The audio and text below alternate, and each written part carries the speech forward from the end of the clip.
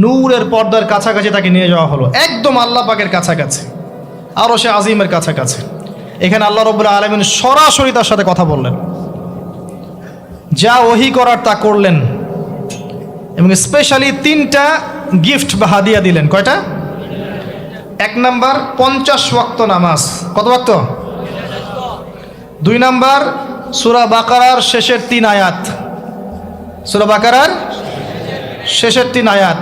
আর 3 number হচ্ছে একটা ঘোষণা, হে নবী মুহাম্মদ সাল্লাল্লাহু আলাইহি ওয়াসাল্লাম, তোমার উম্মতের কোনো ব্যক্তি যদি আমার সাথে শিরক না করে মারা যায়, আমি তাকে জান্নাতে দিয়ে দিব ইনশাআল্লাহ। আজকে এই মেরাজুন নবী নিয়ে অনেক আলোচনা হবে, কিন্তু আলোচনা হওয়ার পরে আমরা যদি এই নামাজের পাবন না হতে পারি, সূরা বাকারার শিক্ষা নিতে না পারি, বা শেষের আয়াত মুখস্থ করতে না পারি, শিরক ছাড়তে না পারি, আদতে আলোচনার কোনো ফায়দা নেই।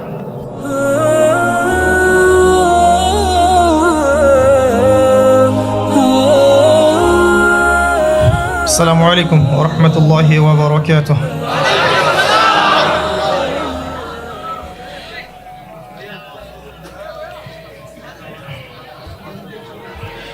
আসসালামু আলাইকুম ওয়া রাহমাতুল্লাহ।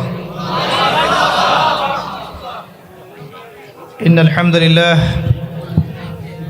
নাহমাদুহু ওয়া নাস্তাঈনুহু মান ইয়াহদিহিল্লাহু ফালা মুদিল্লা লাহু ওয়া মান ইউদ্লিল ফালা হাদিয়া লাহু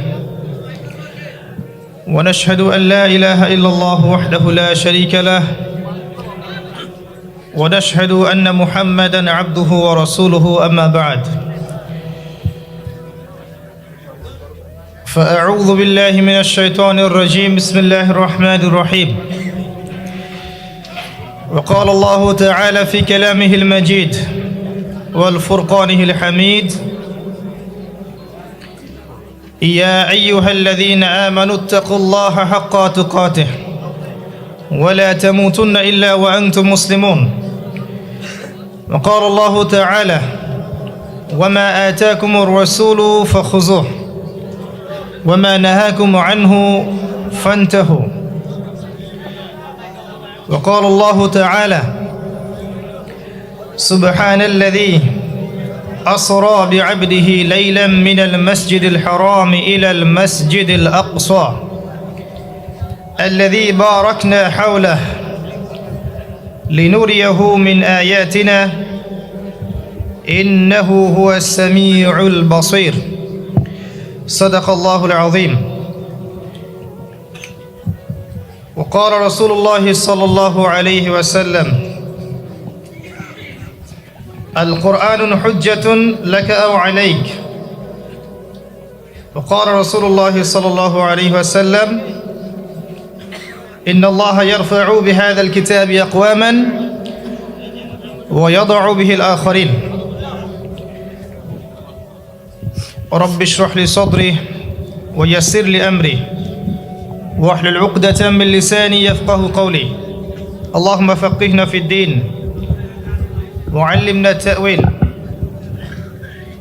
اللهم اجعلنا منهم الذين آمنوا وعملوا الصالحات وتواصوا بالحق وتواصوا بالصبر الحمد لله الحمد لله যাবতীয় প্রশংসা এবং গুণগান একমাত্র মহিয়ান ও গরিয়ান আল্লাহ রাব্বুল আলামিনের জন্য, যে আল্লাহ পাক নাজিল করেছেন মহাবিশ্বয় মহাগ্রন্থ আল কোরআনুল কারীম, যে আল্লাহ পাক আমাদেরকে সুস্থ শরীরে আজকের এই মাহফিলে আসার তৌফিক দান করেছেন, আমাদেরকে মুসলিম পরিবারে জন্মগ্রহণ করার তৌফিক দান করেছেন, মুহাম্মদ সাল্লাল্লাহু আলাইহি ওয়াসাল্লামের উম্মত হওয়ার সৌভাগ্য দান করেছেন। সকলেই বলি আলহামদুলিল্লাহ। অগণিত অসংখ্য দরুদ এবং সালাত বর্ষিত হোক মহান আল্লাহ প্রেরিত সর্বশেষ নবী এবং চূড়ান্ত নবী মানবতার মুক্তির দূত মুহাম্মদুর রাসূলুল্লাহ সাল্লাল্লাহু আলাইহি ওয়াসাল্লামের প্রতি। আমরা সবাই একবার দরুদ শরীফ পড়ি, আল্লাহুম্মা সাল্লি আলা মুহাম্মদ ওয়া আলা আলি মুহাম্মদ কামা সাল্লাইতা আলা ইব্রাহিম ওয়া আলা আলি ইব্রাহিম ইন্নাকা হামিদুম মাজিদ। اللهم بارك على محمد وعلى آل محمد كما باركت على إبراهيم وعلى آل إبراهيم إنك حميد مجيد সম্মানিত উপস্থিতি কেমন আছেন আপনারা আলহামদুলিল্লাহ আলা কুল্লি হাল ওয়া ফি কুল্লি মাকান আজকে আমরা একটা গুরুত্বপূর্ণ বিষয় নিয়ে কথা বলবো ইনশাআল্লাহ তাআলা এবং আলোচনাটা প্রাসঙ্গিক ইনশাআল্লাহ আযজা ওয়া জাল ওয়া মা তাওফীকি ইল্লা বিল্লাহ আলাইহি তাওয়াক্কালতু ওয়া ইলাইহি উনীব। আজকে আমরা বিশ্বনবী মুহাম্মদ রাসূলুল্লাহ সাল্লাল্লাহু আলাইহি ওয়াসাল্লামের পবিত্র মেরাজ নিয়ে কথা বলবো ইনশাআল্লাহ। এর উপরে আপনারা অনেক আলোচনা শুনেছেন আমি জানি, জীবনে মেরাজের উপর আলোচনা শোনেন নাই এমন মুসলিম পাওয়া খুব কঠিন, কিন্তু আমরা আলোচনাকে একটু ডিফারেন্টভাবে করার চেষ্টা করব ইনশাআল্লাহ। ওয়া মা তাওফীকি ইল্লা বিল্লাহ আলাইহি তাওয়াক্কালতু ওয়া ইলাইহি উনীব। রব্বি ইশরাহ লি সাদরি ওয়া ইয়াসসির লি আমরি ওয়াহলুল উকদাতাম মিন লিসানি ইয়াফকাহু কওলি। এই কোরআন কার উপর নাজিল হয়েছে? মুহাম্মদ সাল্লাল্লাহু আলাইহি ওয়াসাল্লামের প্রতি। কখন নাজিল হয়েছে আমাকে বুঝতে হবে। একটু বসেন, রিল্যাক্স হন, আমাকে দেখা না গেলে কোনো সমস্যা নেই, আমার কথাগুলো শুনেন। আর আমি তো জামাই না যে আমাকে দেখতেই হবে। তো নবী সাল্লাল্লাহু আলাইহি ওয়াসাল্লাম যে সময়ে তার উপরে কোরআন নাজিল হয়েছে এই সময়টা একটু বুঝতে হবে। ওই যুগটাকে বলা হয় কি? আইয়ামে জাহিলিয়াত, মানে কি? অন্ধকারাচ্ছন্ন যুগ। ওই যুগে মৌলিকভাবে অনেক সমস্যা ছিল, কিন্তু মোটা দাগে 5টা সমস্যা ছিল। কয়টা? 5টা। এখান থেকে আমি মেরাজের দিকে যাব ইনশাআল্লাহ। 5টা মৌলিক সমস্যা ছিল। 5টা সমস্যার প্রথম হচ্ছে শিরক। ওই যুগের মানুষরা আল্লাহর সাথে শিরক করত। তারা মূর্তি পূজা করত, তারা মাধ্যম পূজা করত, তারা কবর পূজা করত, তারা মৃত ব্যক্তির পূজা করত, তারা প্রকৃতির পূজাও করতো কোনো কোনো ক্ষেত্রে। আর অল্প কিছু মানুষ ছিল নাস্তিক, অল্প কিছু, খুব বেশি না। এই যে শিরকের এই সমস্যাটা এখনকার বিশ্বের মধ্যে নাই। আচ্ছা, দ্বিতীয় সমস্যা ছিল রিবা বা সুদ। তো দ্বিতীয় সমস্যা ছিল রিবা, যেটা এখনকার বিশ্বের অন্যতম মৌলিক সমস্যা। আপনি যদি বিশ্বের অর্থনীতির দিকে তাকান, আপনি দেখবেন বিশ্বের পুরো অর্থনৈতিক সিস্টেমটা সুদভিত্তিক। কেউ এর বাইরে নয়, কেউই বাইরে নয়। আমরা এমন একটা যুগে বাস করছি যেখানে কেউ যদি সুদ থেকে বাইরে থাকতে চায়, যে আমি মোটেই খাবো না, একবারেই খাবো না, টোটালি খাবো না, তারপরেও তার গায়ের মধ্যে সুদের ছিটা ফোটা লাগবে। আমার কথা বুঝতে পারছেন? এটা সেই যুগ।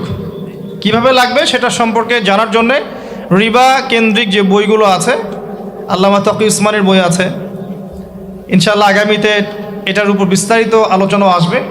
এগুলো পড়েন এবং শোনেন, ইনশাআল্লাহ কাজে দিবেন। শুধু এতটুকু বলবো, যে খায়, যে দেয়, যে সাক্ষী থাকে এবং যে লিখে রাখে, উভয়কেই, এই 4 শ্রেণীর মানুষকেই নবী সাল্লাল্লাহু আলাইহি ওয়াসাল্লাম সমান অপরাধী বলেছেন। পুরো সিস্টেমটার মধ্যে এগুলো পড়ে যাবে। এমনকি যদি দেখেন আমি খাচ্ছি না, একটা ফ্ল্যাট বাসায় ভাড়া আছে, এই বাসা যে করেছে সে সুদের লোন নিয়ে করেছে, আমার ভাড়ার টাকা থেকে সে লোন শোধ করে, পরোক্ষভাবে আমিও সুদের সাথে জড়িত আছি।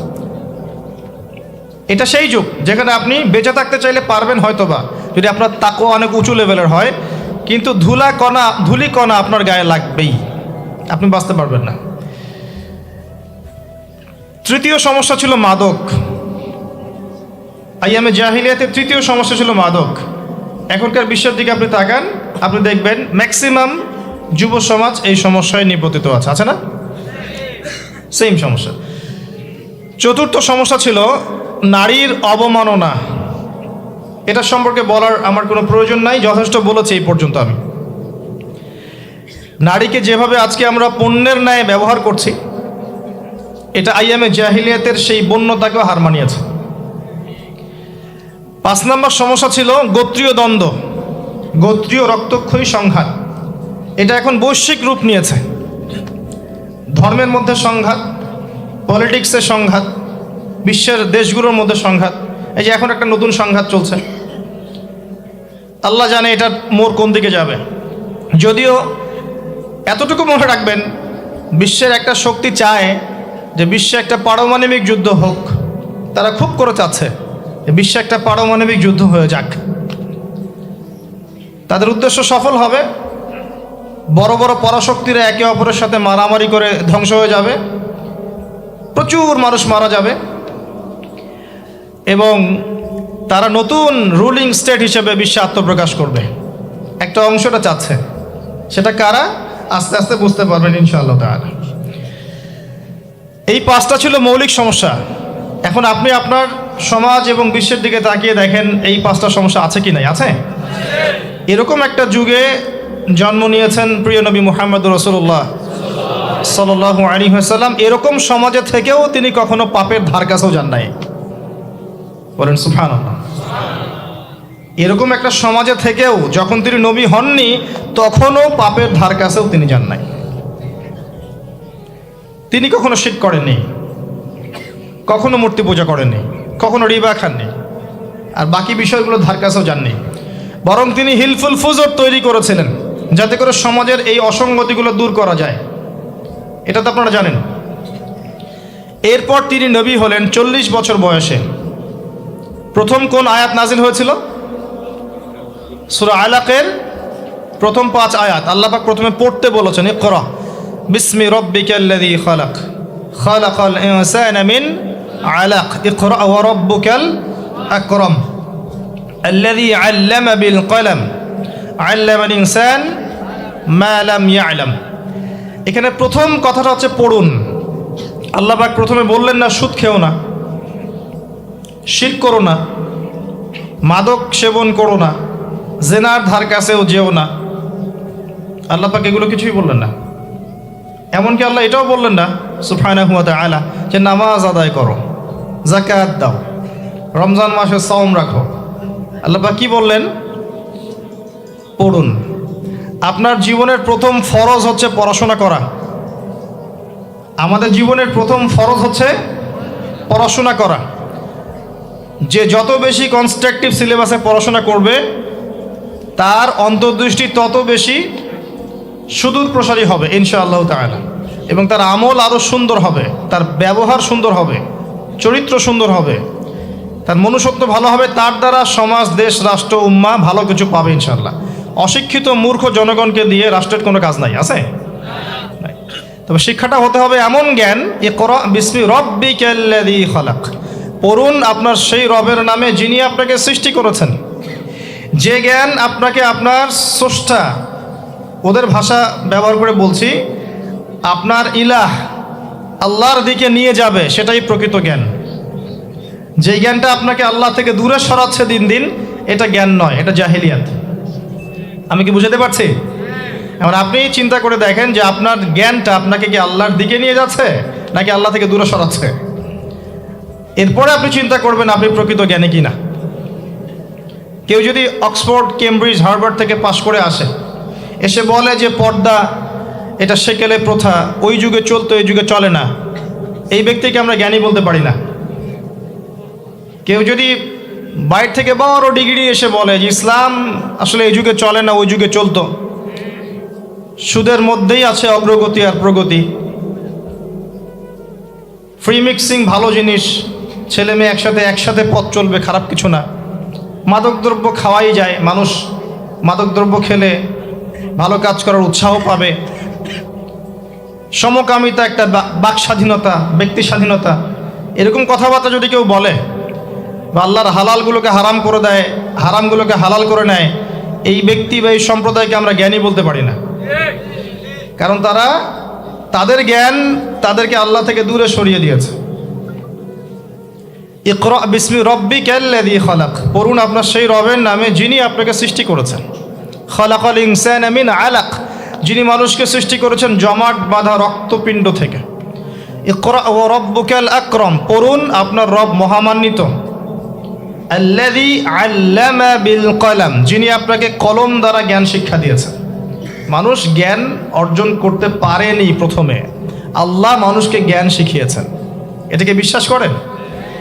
ওয়াল্লামা আদামাল আসমাআ কুল্লাহা, আমি আদমকে সমস্ত নাম শিক্ষা দিয়েছি। কে শিক্ষা দিয়েছেন? আদম আলাইহিস সালামের কি জ্ঞান ছিল? আমাদের জ্ঞান ছিল? আল্লাহ শিখিয়েছেন।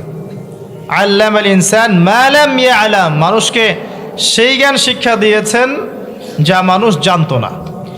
এই আয়াত নিয়ে নবী সাল্লাল্লাহু আলাইহি ওয়াসাল্লামের নবুয়তের জিন্দেগি শুরু হলো। কত বছর জিন্দেগি ছিল নবুয়তের জিন্দেগি? বলতে পারবেন? 23 বছর। 23 বছর। আমরা কিন্তু লেকচারের শেষে একটা কুইজ কন্টেস্ট করব ইনশাআল্লাহ। 5টা থেকে 10টা প্রশ্ন করব ইনশাআল্লাহ। 10 জনকে আমরা পুরস্কৃত করব ইনশাআল্লাহ তাআলা। মনোযোগের সাথে লেকচার শুনবেন। এরপর নবী সাল্লাল্লাহু আলাইহি ওয়াসাল্লামের নবুয়তের জিন্দেগি শুরু হলো। 23 বছর। কত বছর? তার মধ্যে প্রথম 13 বছর হচ্ছে মক্কায়, আর পরের 10 বছর কোথায়? মদিনায়। খুব সংক্ষিপ্ত আকারে বলছি, প্রথম 3 বছর নবী সাল্লাল্লাহু আলাইহি ওয়াসাল্লাম গোপনে দাওয়াত দিয়েছেন। কিভাবে? একদম গোপনে গোপনে। প্রথমে বাড়ির লোকজনকে, তারপর নিকট আত্মীয় যারা তাদেরকে, তারপর যাদের সাথে সম্পর্ক ভালো ক্লোজ তাদেরকে, এরপর আস্তে আস্তে আমভাবে। এটাই দাওয়াতি কাজের সুন্নাহ। এরপর 4র্থ থেকে 10ম এই সময়টুকুতে তিনি প্রকাশ্যে দাওয়াত শুরু করেছিলেন। তার সম্প্রদায়কে দাওয়াত দিলেন যারা তার কথা বিশ্বাস হিজরত করেছিলেন সাহাবীরা। সেখানে একজন বাদশাহ ছিলেন, তার নাম বাদশাহ নাজাশী। তিনি একজন খ্রিস্টান ছিলেন, কিন্তু ভালো খ্রিস্টান ছিলেন, সৎ। তিনি মুসলিমদেরকে আশ্রয় দিয়েছিলেন এবং তার রাজ্যে মুসলিমরা নিরাপদে ছিল, বসবাস করেছে দীর্ঘদিন। পরবর্তীতে এই বাদশাহ নাজাশী ইসলাম কবুল করে মুসলিম হন। মারা গেলে নবী সাল্লাল্লাহু আলাইহি ওয়াসাল্লাম তার গায়েবানা জানাজার নামাজও পড়েছেন। এরপরে কুরাইশদের অত্যাচার বাড়তে থাকে। এক পর্যায়ে নবী সাল্লাল্লাহু আলাইহি ওয়াসাল্লাম তায়েফে হিজরত করেন, চেষ্টা করেন তায়েফবাসীকে বোঝানোর জন্যে। তায়েফের লোকজন সাড়া দেয়নি, উল্টা নবী সাল্লাল্লাহু আলাইহি ওয়াসাল্লামকে রক্তাক্ত করেছিল। তিনি ফিরে আসেন মক্কায় আবারও। মক্কায় ফিরে আসার পরে অল্প দিনের ব্যবধানে, বেশি দিন না, মাত্র অল্প দিন, 3 দিন 7 দিন, কেউ বলেছে 3 মাস, এইটুকু ব্যবধানে প্রথমে চাচা আবু তালেব, তারপরে স্ত্রী খাদিজা রাদিয়াল্লাহু আনহা, তারা ইন্তেকাল করেন। এবং নবী সাল্লাল্লাহু আলাইহি ওয়াসাল্লামের এই শেষ আশ্রয়স্থল আবু তালেব, সেটাও শেষ হয়ে যায়। তার স্ত্রী খাদিজা রাদিয়াল্লাহু আনহা আল্লাহর কাছে চলে যান। এই সময়টাতে নবী সাল্লাল্লাহু আলাইহি ওয়াসাল্লাম প্রচণ্ড মানসিক কষ্টে ছিলেন। আল্লাহ পাক এইরকম একটা সময় মেরাজের ঘটনা ঘটিয়েছেন, বলেন সুবহানাল্লাহ। আল্লাহ রাব্বুল আলামিন তাকে পুরো মানসিক সমস্ত কষ্ট থেকে ফারেক করে আল্লাহ পাকের সমস্ত কুদরত দেখিয়েছেন মহাবিশ্বে নিয়ে গিয়ে। যদিও বা তার আগের 3 বছর সাহাবীদেরকে বয়কট করা হয়েছিল। 3 বছর গাছের ছাল পাতা খেয়ে সাহাবীরা থেকেছেন শিয়ারে আবু তালেব নামক জায়গায়। এরপর বয়কট তুলে নেওয়া হয়। তারপর এই আমুল হুজন আসে। এর পরের বছর ইয়াসরিব বা মদিনা থেকে 6 জন যুবক এসে ইসলাম কবুল করে, বলেন সুবহানাল্লাহ। তাদের নেতা ছিলেন আসাদ বিন জুরারাহ রাদিয়াল্লাহু আনহু। তিনি ফিরে যান মদিনায়। পরের বছর আবার 6 জনকে নিয়ে আসেন, টোটাল 12 জন। এই 12 জন মুসলিম হয়ে আবার মদিনায় ফিরে যান। এই 12 জনের সাথে আল্লাহর নবী সাল্লাল্লাহু আলাইহি ওয়াসাল্লাম একজন সাহাবীকে পাঠিয়ে দেন দায়ী হিসেবে। তার নাম মুসআব বিন উমাইর রাদিয়াল্লাহু আনহু। মুসআব বিন উমাইর রাদিয়াল্লাহু আনহু। প্রশ্ন কিন্তু আসবে, ভালো করে মনে রাখতে থাকেন। এরপরে মুসআব বিন উমাইর রাদিয়াল্লাহু আনহু এই 12 জন সাহাবীর সাথে যান মদিনায়। মদিনার আগের নাম ছিল ইয়াসরিব। কি নাম? ইয়াসরিব। এর পরের বছর মোট 75 জন, 73 জন পুরুষ আর 2 জন নারী, আওস এবং খাজরাজ গোত্রের, তারা আসেন। এসে নবী সাল্লাল্লাহু আলাইহি ওয়াসাল্লামের হাতে হাত রেখে বায়াত করেন। মহিলারা হাতে হাত রাখে নাই, পুরুষেরা হাতে হাত রেখেছিল। আমাদের নবীজি মহিলাদের হাতে কখনো হাত রেখে বায়াত করার নাই। এখন অনেক ভণ্ড পীর দেখা যায় মহিলাদের হাতে হাত রেখে বায়াত করাচ্ছে। মহিলারা হাত ধরে বায়াত করাতে হয়? মহিলারা মৌখিক বায়াত করবে। তো 75 জন সাহাবী এসে ইসলাম কবুল করে আবার চলে যান মদিনায়। এই যে 75 জন ইসলাম কবুল করলেন, মদিনার বিশাল একটা জনগোষ্ঠী, কিন্তু 75 জন কম নয়, কারণ ওইখানে জনসংখ্যা এত বেশি ছিল না। তারপরের বছর নবী সাল্লাল্লাহু আলাইহি ওয়াসাল্লাম নিজে এবং সাহাবীরা সবাই গিয়ে হিজরত করেন মদিনায়। কথা বুঝতে পারছেন? এই যে নতুন একটা রাষ্ট্রের জন্ম হলো, মক্কা থেকে সবাই এখন মদিনায়, মক্কায় ঘরবাড়ি ছেড়ে দিয়ে নিঃস্ব হাতে, খালি হাতে, আল্লাহর উপর তাওয়াক্কুল করে। ওখানে আনসারী সাহাবীরা তাদেরকে বরণ করে নিলেন, এমনভাবে বরণ করলেন যে কারো যদি 2টা জমি থাকে একটা জমি দিয়ে দিয়েছেন, কারো 2টা বাড়ি থাকলে একটা বাড়ি দিয়ে দিয়েছেন, এমনভাবে বরণ করে নেন। নতুন রাষ্ট্র হলো। নবী সাল্লাল্লাহু আলাইহি ওয়াসাল্লাম সেখানে মদিনা সনদ করলেন, ওখানকার ইহুদিদের সাথে চুক্তি হলো, ওখানকার জনগণের সাথে চুক্তি হলো, এবং আমরা শান্তিপূর্ণ একটা রাষ্ট্র পেলাম। এরপর নবী সাল্লাল্লাহু আলাইহি ওয়াসাল্লাম সেখানে অর্থনীতি সমৃদ্ধ করতে লাগলেন, সামরিক বাহিনী সমৃদ্ধ করতে লাগলেন, অস্ত্রশস্ত্র সব কিছু হতে লাগলো, একটা রাষ্ট্রের যা যা প্রয়োজন সব কিছু সেখানে হতে লাগলো। এক পর্যায়ে আবু সুফিয়ানের বাণিজ্যিক কাফেলাকে আক্রমণকে কেন্দ্র করে বদরের যুদ্ধ হয়ে গেল। আর এই বদরের যুদ্ধে আমরা অল্প সংখ্যক সৈন্য নিয়ে বড় বাহিনীর বিরুদ্ধে জয়লাভ করলাম, ইসলামের ইতিহাসে প্রথম সশস্ত্র যুদ্ধ। কথা বুঝতে পারছেন? এর পরের বছর হলো উহুদ, যে যুদ্ধে আমরা প্রায় জিতে গিয়েছিলাম, আমাদের একটা ভুলের কারণে সাময়িক বিপর্যয়ের সম্মুখীন হলাম। আমরা উহুদের সাময়িক বিপর্যয়ের সম্মুখীন হলাম, 70 জন সাহাবী শহীদ হয়ে গেল। আমাদের নবীজি স্বয়ং নিজেও সেই যুদ্ধে মার খেয়েছেন একটা ভুলের কারণে। সেখান থেকে নামবে না, সাহাবীরা কয়েকজন নেমে এসেছিলেন, ব্যাস পড়ে দেখবেন, সব বলে দেব না। এর পরের বছর খন্দকের যুদ্ধে 3-4 মাস অবরোধ করে রাখা হয় মদিনাকে। শেষমেশ তারা কিছুই লাভ করতে পারলো না, ফিরে চলে গেল। এরপর থেকে মুসলিমরা আক্রমণাত্মক যুদ্ধ শুরু করলো, একে একে বিভিন্ন গাজওয়া এবং সারিয়া হতে লাগলো, মুসলিমরা সমৃদ্ধ হতে লাগলো, সম্পদ বাড়তে লাগলো, জনবল বাড়তে লাগলো, অর্থনীতি সমৃদ্ধ হতে লাগলো, অস্ত্রশস্ত্র বাড়তে লাগলো, সব ডিপার্টমেন্ট থেকে আমরা রাইজ করতে লাগলাম। শুধু তাই না, পররাষ্ট্রনীতিও ইমপ্লিমেন্ট করা হলো, বিভিন্ন রাষ্ট্রপ্রধানদের কাছে চিঠি পাঠানো হচ্ছে। এর মধ্যে একবার নবী সাল্লাল্লাহু আলাইহি ওয়াসাল্লাম স্বপ্নে দেখলেন তিনি মক্কা তাওয়াফ করছেন, কাবা তাওয়াফ করছেন। সাহাবীরা বুঝে নিলেন যে আমরা মক্কায় যাচ্ছি। তারা মক্কায় যাওয়া শুরু করলেন, 1400 সাহাবী।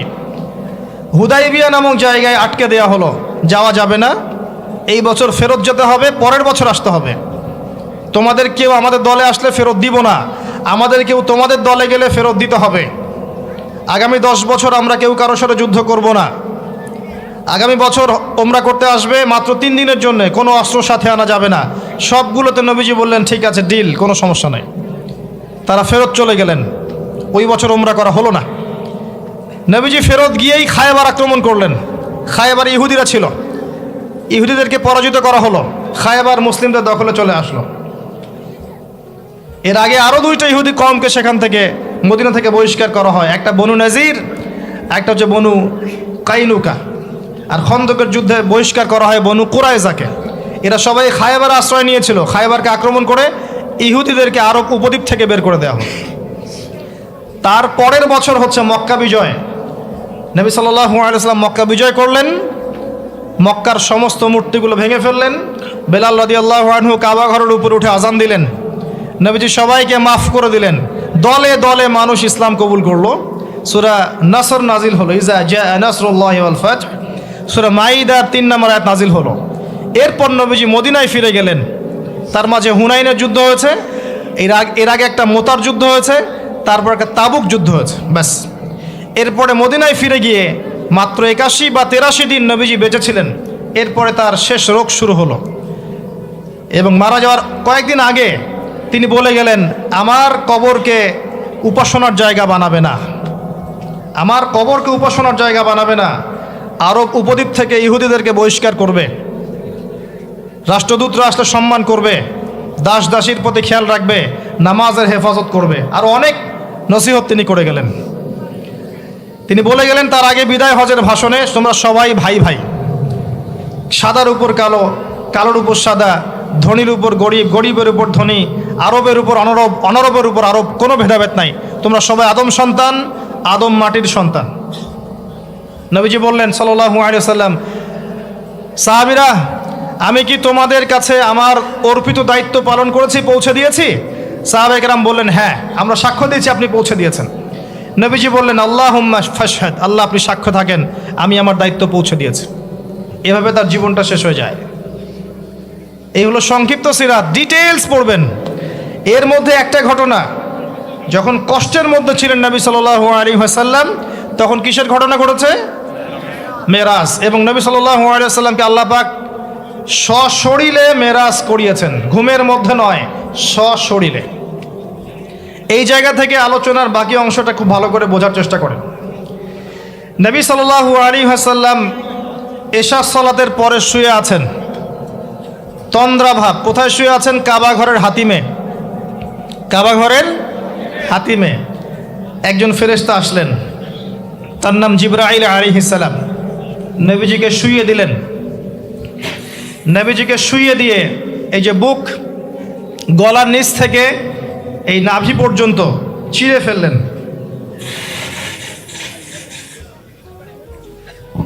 কলিজা এটা বের করা হলো, একটা পাত্র আনা হলো। এই পাত্রের মধ্যে ছিল ঈমান এবং প্রজ্ঞা। এগুলো কিন্তু কোনো গল্প নয়, এগুলো সবগুলো বাস্তব সত্য ঘটনা। এটা নবী সাল্লাল্লাহু আলাইহি ওয়াসাল্লামের জীবনে ঘটেছে। এগুলোর ব্যাখ্যা কি, এগুলো কি সায়েন্টিফিক কি না, এগুলোর পিছনে দর্শন কি, যুক্তি কি, এগুলো আমাদের আজকের আলোচনার বিষয় নয়। কারণ আমি অনেক দিন আলোচনা করেছি যে সায়েন্স আপনাকে সব কিছুর ব্যাখ্যা দিতে পারবে না। কোনো কিছু সায়েন্স দিয়ে প্রমাণ হলেই বিশ্বাস করব, না হলে করব না, এই চেতনার নাম শিরক। এটা আধুনিক যুগের শিক্ষা শিরক। এটা আধুনিক যুগের শিক্ষা ক্ষেত্রে শিরক, যে সায়েন্স কিছু প্রমাণ করলে বিশ্বাস করব, না করলে করব না। এটাতে আমি বিশ্বাস করি না, আমাদের বিশ্বাস করা উচিত নয়। সায়েন্সকে জিজ্ঞাসা করবেন রুহ কাকে বলে, please give us the definition of রুহ। রুহের ডেফিনেশন দেন, রুহ কাকে বলে, কত প্রকার কি কি, আত্মা কাকে বলে, কত প্রকার কি কি। সায়েন্সের প্যান্ট খারাপ হয়ে যাবে। কথা কি বুঝতে পারছেন? রুহের ডেফিনেশন দিতে পারবে না। জিজ্ঞাসা করবেন স্বপ্ন কাকে বলে, মানুষের স্বপ্ন মাঝে মাঝে সত্য হয় কিভাবে, ব্যাখ্যা দিতে পারবে না। যদি বলেন মানুষ ঘুমায়, ঘুমের একটা পূর্ণাঙ্গ ব্যাখ্যা দেন, দিতে পারবে না। যদি বলেন যে কবরের আযাবের ব্যাখ্যা দেখ, পারবে না। জিন জাতির ব্যাখ্যা দেখ, পারবে না। মালায়েকার ব্যাখ্যা দেখ, পারবে না। তাদের দৌড় একটা জায়গা পর্যন্ত, সেটা হলো বিগ ব্যাং থেকে মহাবিশ্ব সৃষ্টি হয়েছে। সব কিছু কি ওখানে শেষ হবে? যে আগে কিছুই ছিল না, হঠাৎ বিস্ফোরণ হয়েছে, বাস পৃথিবী সৃষ্টি হয়ে গেছে। অনেক সিম্পল জিনিসের ব্যাখ্যাই সে দিতে পারেনি। তাহলে আমরা কেমন করে ধরে নিলাম যে সায়েন্স কিছু প্রমাণ করলেই সত্য, না করলে সত্য না? এটা কে বললো আপনাকে? এটা সবচেয়ে বড় শিক্ষা ক্ষেত্রে শিরক হচ্ছে এখন। কারো যদি জ্ঞানতাত্ত্বিক এপিস্টিমোলজি ঠিক না থাকে, তার পুরো জ্ঞান চর্চায় শিরক হবে। তাই আমি এখানে এই আলোচনা করতে যাচ্ছি না যে এটা সায়েন্টিফিক ব্যাখ্যা ইত্যাদি। আমি জাস্ট ঘটনাটা বলছি, এর পিছনে শিক্ষাগুলো বলবো। বুক চিরে ফেলা হয় এবং কলিজাটা বের করে একটা পাত্র আনা হয় স্বর্ণের। এর মধ্যে ঈমান এবং প্রজ্ঞা ছিল। ঈমান এবং প্রজ্ঞা কি, এর আকার আকৃতি কেমন, আল্লাহ ভালো জানেন। সব কিছু সায়েন্টিফিক হবে না যে কঠিন তরল বায়বীয়। কঠিন তরল বায়বীয় বাইরেও অনেক কিছু আছে যেটা সায়েন্স জানে না। কথা কি বুঝতে পারছেন? অনেক কিছুই আছে, কঠিন তরল বায়বীয় বাইরেও অনেক কিছু আছে যেটা সায়েন্স ব্যাখ্যা করতে পারবে না। ঈমান এবং প্রজ্ঞার এই পাত্রে কলিজাটা ডুবানো হয়, ধুয়ে পরিষ্কার করে আবার আগের জায়গায় ফিট করে দেওয়া হয়। আনাস রাদিয়াল্লাহু আনহু, বিখ্যাত সাহাবী, প্রায় 10 থেকে 12 বছর নবী সাল্লাল্লাহু আলাইহি ওয়াসাল্লামের খেদমত করেছেন। তিনি বলেছেন, আমি আল্লাহ রাসূলের বুকের মধ্যে এই যে বুক চিরে ফেলা, সিনা চাক, এই দাগটা আমি দেখেছি। বুকের মধ্যে দাগ ছিল। এরপর নবী সাল্লাল্লাহু আলাইহি ওয়াসাল্লামের সামনে একটা বাহনকে আনা হয়। এই বাহনের নাম হচ্ছে বোরাক। কি নাম? গাধার চেয়ে একটু বড়, খচ্চরের চেয়ে একটু ছোট, এর নাম হচ্ছে বোরাক। এই বোরাকে নবী সাল্লাল্লাহু আলাইহি ওয়াসাল্লামকে উঠতে বলা হয়। তিনি উঠতে গেলে বোরাক একটু পার্ট নিয়েছে, ভাব নিয়েছিল আর কি। ভাব নেওয়া বোঝেন? মাঝে মাঝে আমরা ভাব নেই না? কখনো মেয়েদের বিউটি কন্টেস্ট দেখেছেন? ফ্যাশন শো দেখেন নাই? টিভিতে অ্যাডভার্টাইজ দেখেন নাই? কে দেখে নাই? এটা তো সবাইকেই দেখতে হয়। কার চোখে পড়েনি? মনে হবে যে মানুষকে ভয় দেখাচ্ছে। এই যে ভাব, বোরাক একটা ভাব নিয়েছিল। তো জিবরাইল আলাইহিস সালাম বোরাককে বলছেন যে শুনো, তোমার পিঠে তোমার পিঠে মুহাম্মদ সাল্লাল্লাহু আলাইহি ওয়াসাল্লামের চেয়ে উত্তম কোনো মানুষ এখনো বসে নাই, আর মুহাম্মদ সাল্লাল্লাহু আলাইহি ওয়াসাল্লামের চেয়ে প্রিয় এবং সম্মানিত মহান কোনো ব্যক্তি আল্লাহর কাছে নাই। অতএব তুমি এত পাট নিও না। তখন বোরাক ঘামতে শুরু করে। আমি যে কথাগুলো বলছি এগুলো সহিহ বুখারীর মধ্যে আছে, সহিহ মুসলিমের মধ্যেও আছে এবং অন্যান্য সিরাতের গ্রন্থগুলোর মধ্যে আছে। আমি এক জায়গায় করে কথাটা বলার চেষ্টা করছি। এরপর বোরাক ছুটতে শুরু করে। নবীজি বলছেন বোরাকের ছোটার গতিটা এমন ছিল যে আমরা আমাদের দৃষ্টি যতদূর পর্যন্ত যায় সে তার একটা পা অতদূর পর্যন্ত ফেলছে। এখনকার রকেটগুলোর গতি দেখেছেন? এই মহাবিশ্ব যত অভিযান, আমাদের ধারণা যে এই মেরাজের ঘটনাকে কেন্দ্র করেই হয়েছে। এই থিওরিগুলো ওরা পেত না। মহাবিশ্বের এই আকাশ ভেদ করে যাওয়া যায়, এই যে কনসেপ্টটা, এই কনসেপ্টটা কিন্তু নবী সাল্লাল্লাহু আলাইহি ওয়াসাল্লাম মেরাজের আগে কখনো হয়নি। একমাত্র ঘটনা পৃথিবীতে যে পৃথিবীর কোনো মানুষ 7 আকাশের উপরে গিয়েছেন, আল্লাহর সাথে কথা বলে এসেছেন। সুবহানাল্লাহ। এমনকি কোনো নবীর ক্ষেত্রেও এটা হয়নি, কোনো নবীর ক্ষেত্রেও নয়। এবার এই বোরাক চলে গেল বাইতুল মাকদাস। এটা কোথায়? বাইতুল মাকদিস, বাইতুল মাকদাস না, বাইতুল মাকদিস। বিভিন্ন মানুষ বিভিন্ন উচ্চারণ করে। এটা হচ্ছে প্যালেস্টাইন। কোথায়? নাম শোনেন নাই? আর প্যালেস্টাইন নিয়ে তো যথেষ্ট বলেছি এই বয়সে, আলহামদুলিল্লাহ। তবে মূল বিষয়টা এখনো বলা হয়নি, সেটা ইনশাল্লাহ আস্তে আস্তে আসবে। এতটুকু শোনেন, প্যালেস্টাইন হচ্ছে শেষ জামানার সবচেয়ে ইম্পর্ট্যান্ট জায়গা। সারা পৃথিবীর চেয়ে, সারা পৃথিবীতে যত জায়গা আছে এগুলো চাইতে সবচেয়ে ইম্পর্ট্যান্ট জায়গা হচ্ছে শেষ জামানায় প্যালেস্টাইন বা ফিলিস্তিন এবং জেরুজালেম। সারা পৃথিবীর সমস্ত কর্মকাণ্ড আখিরুজ্জামানে এই জেরুজালেমকে কেন্দ্র করে হবে। এই কারণেই জিউসরা সেখানে ঘাঁটি গেড়েছে। এটাই সেই জায়গা যেখানে ঈসা ইবনে মারিয়াম ইসলামী খেলাফত কায়েম করবেন অচিরেই ইনশাআল্লাহ। এটাই সেই জায়গা যেখানে মাসিহুদ দাজ্জালকে হত্যা করা হবে। আর দাজ্জালের চেয়ে বড় কোনো ফিতনা এই উম্মার জন্য নেই। কোন সূরা আপনাকে বাঁচাবে দাজ্জাল থেকে? সূরাতুল কাহফ। জীবনে একবারও পড়েছেন? হাত উঁচু করেন। অর্থসহ পড়েছেন? আলহামদুলিল্লাহ। 10টা আয়াত, প্রথম 10, শেষের 10 মুখস্থ করতে হবে। আল্লাহ পাক তৌফিক এনায়েত করুন। তিনি গেলেন বাইতুল মাকদিস।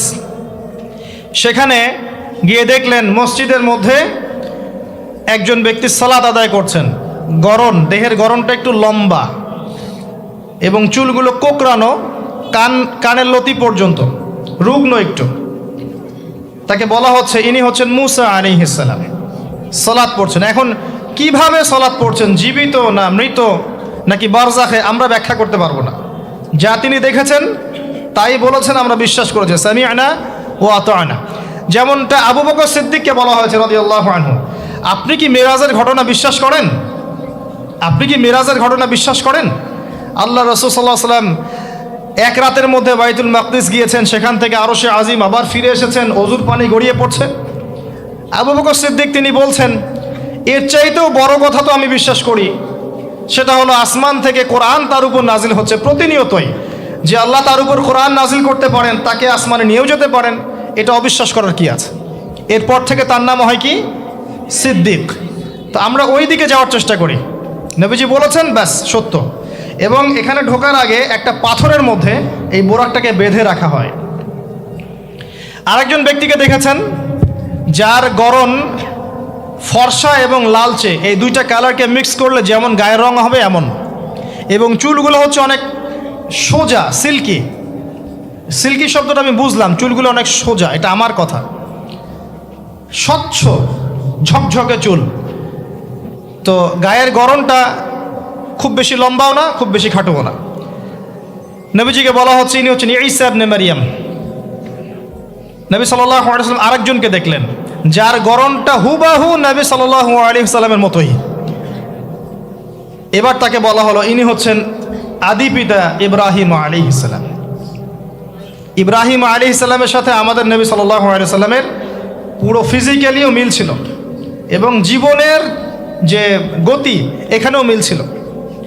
হয়তোবা এই কারণেই আমরা দরুদ ইব্রাহিমে অন্য নবীর নাম না নিয়ে ইব্রাহিম আলাইহিস সালামের নামটা নিচ্ছি। আল্লাহু আলাম, আল্লাহ ভালো জানেন। যখন নবীর নাম আসবে সবাই কমসে কম সাল্লাল্লাহু আলাইহি ওয়াসাল্লামটুকু বলবেন মনে মনে। এবার সেখানে নবী সাল্লাল্লাহু আলাইহি ওয়াসাল্লাম সমস্ত নবীদেরকে নিয়ে 2 রাকাত সালাত পড়লেন, তিনি ইমামতি করলেন। নবীদের ইমাম হচ্ছেন আমাদের নবী মুহাম্মদুর রাসূলুল্লাহ সাল্লাল্লাহু আলাইহি ওয়াসাল্লাম। আল্লাহ পাক আমাদের সবাইকে তার সুন্নাহগুলো আমল করার তৌফিক দান করুন। আমাদের প্রতিটা কাজ যেন তার সুন্নাহ মতো হয়, আল্লাহ পাক সেই তৌফিক এনায়েত করুন। এরপর নবী সাল্লাল্লাহু আলাইহি ওয়াসাল্লামকে নিয়ে যাওয়া হচ্ছে আকাশে। প্রথম আকাশে, আকাশের দরজা আছে। এখন নাসা যদি আবিষ্কার করতে ব্যর্থ হয় আমাদের কিছু করার নাই, আকাশের দরজা আছে। ওরা যদি বলে জান্নাত জাহান্নামের ব্যাখ্যা কি, জান্নাত জাহান্নাম তো সায়েন্স প্রমাণ করতে পারছে না, তাহলে এগুলোর কি ব্যাখ্যা? আমরা বলবো এটা সায়েন্সের ব্যর্থতা, জান্নাত জাহান্নামের অস্তিত্বের ব্যর্থতা নয়, এটা সায়েন্সের ব্যর্থতা। আছে, খুঁজতে থাকেন, একদিন পাবেন ইনশাআল্লাহ। তবে পাওয়ার আগে যে কিয়ামত হয়ে যাবে এটা নিশ্চিত, পাওয়ার আগে কিয়ামতই হয়ে যাবে। আমরা কারেন্ট অ্যাফেয়ার্সে দেখেছিলাম কয়েকদিন আগে একটা গ্রহের সন্ধান পাওয়া গেছে। এই গ্রহটা ডায়মন্ড দিয়ে তৈরি, হীরার। এখন বিশ্ববাসী বিশ্বাস করছে হ্যাঁ হীরার গ্রহ আছে।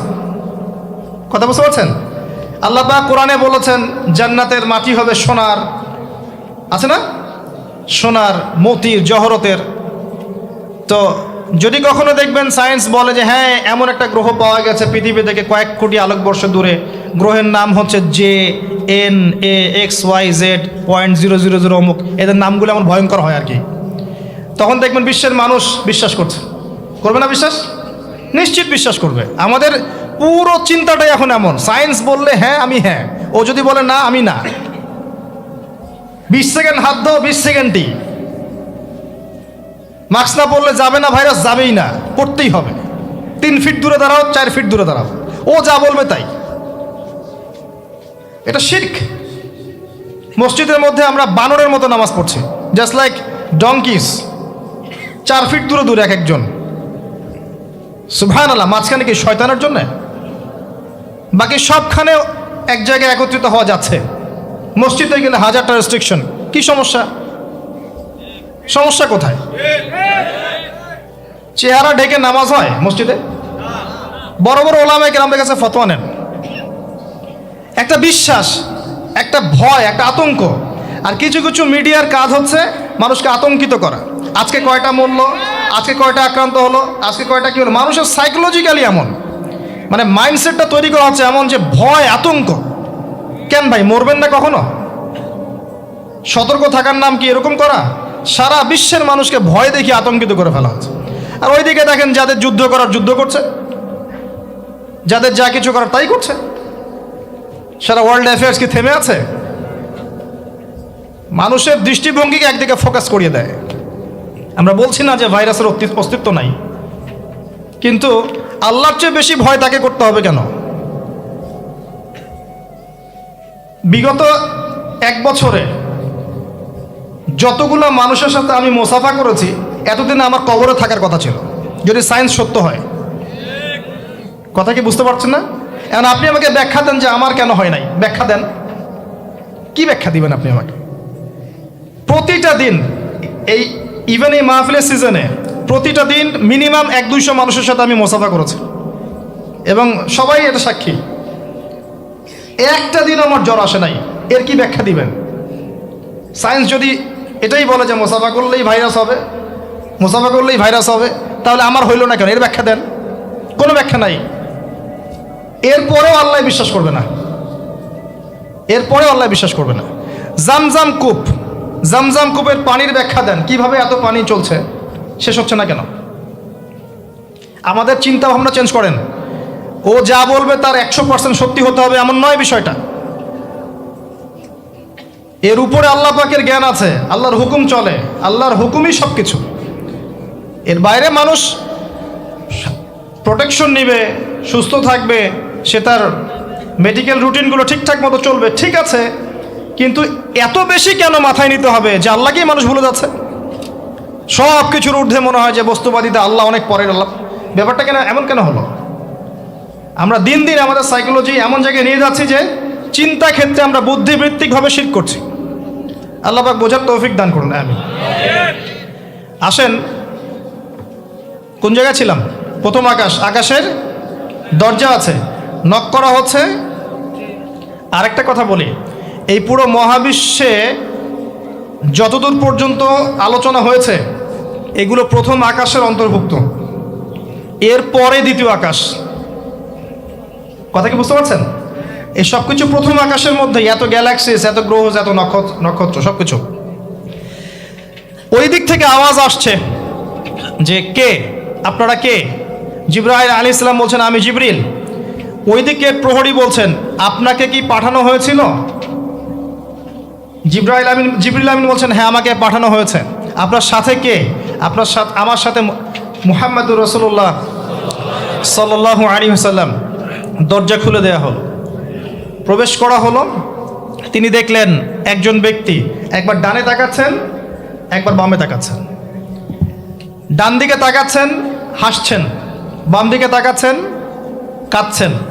নবী সাল্লাল্লাহু আলাইহি ওয়াসাল্লাম জিজ্ঞাসা করলেন উনি কে আর উনি এমন করছেন কেন?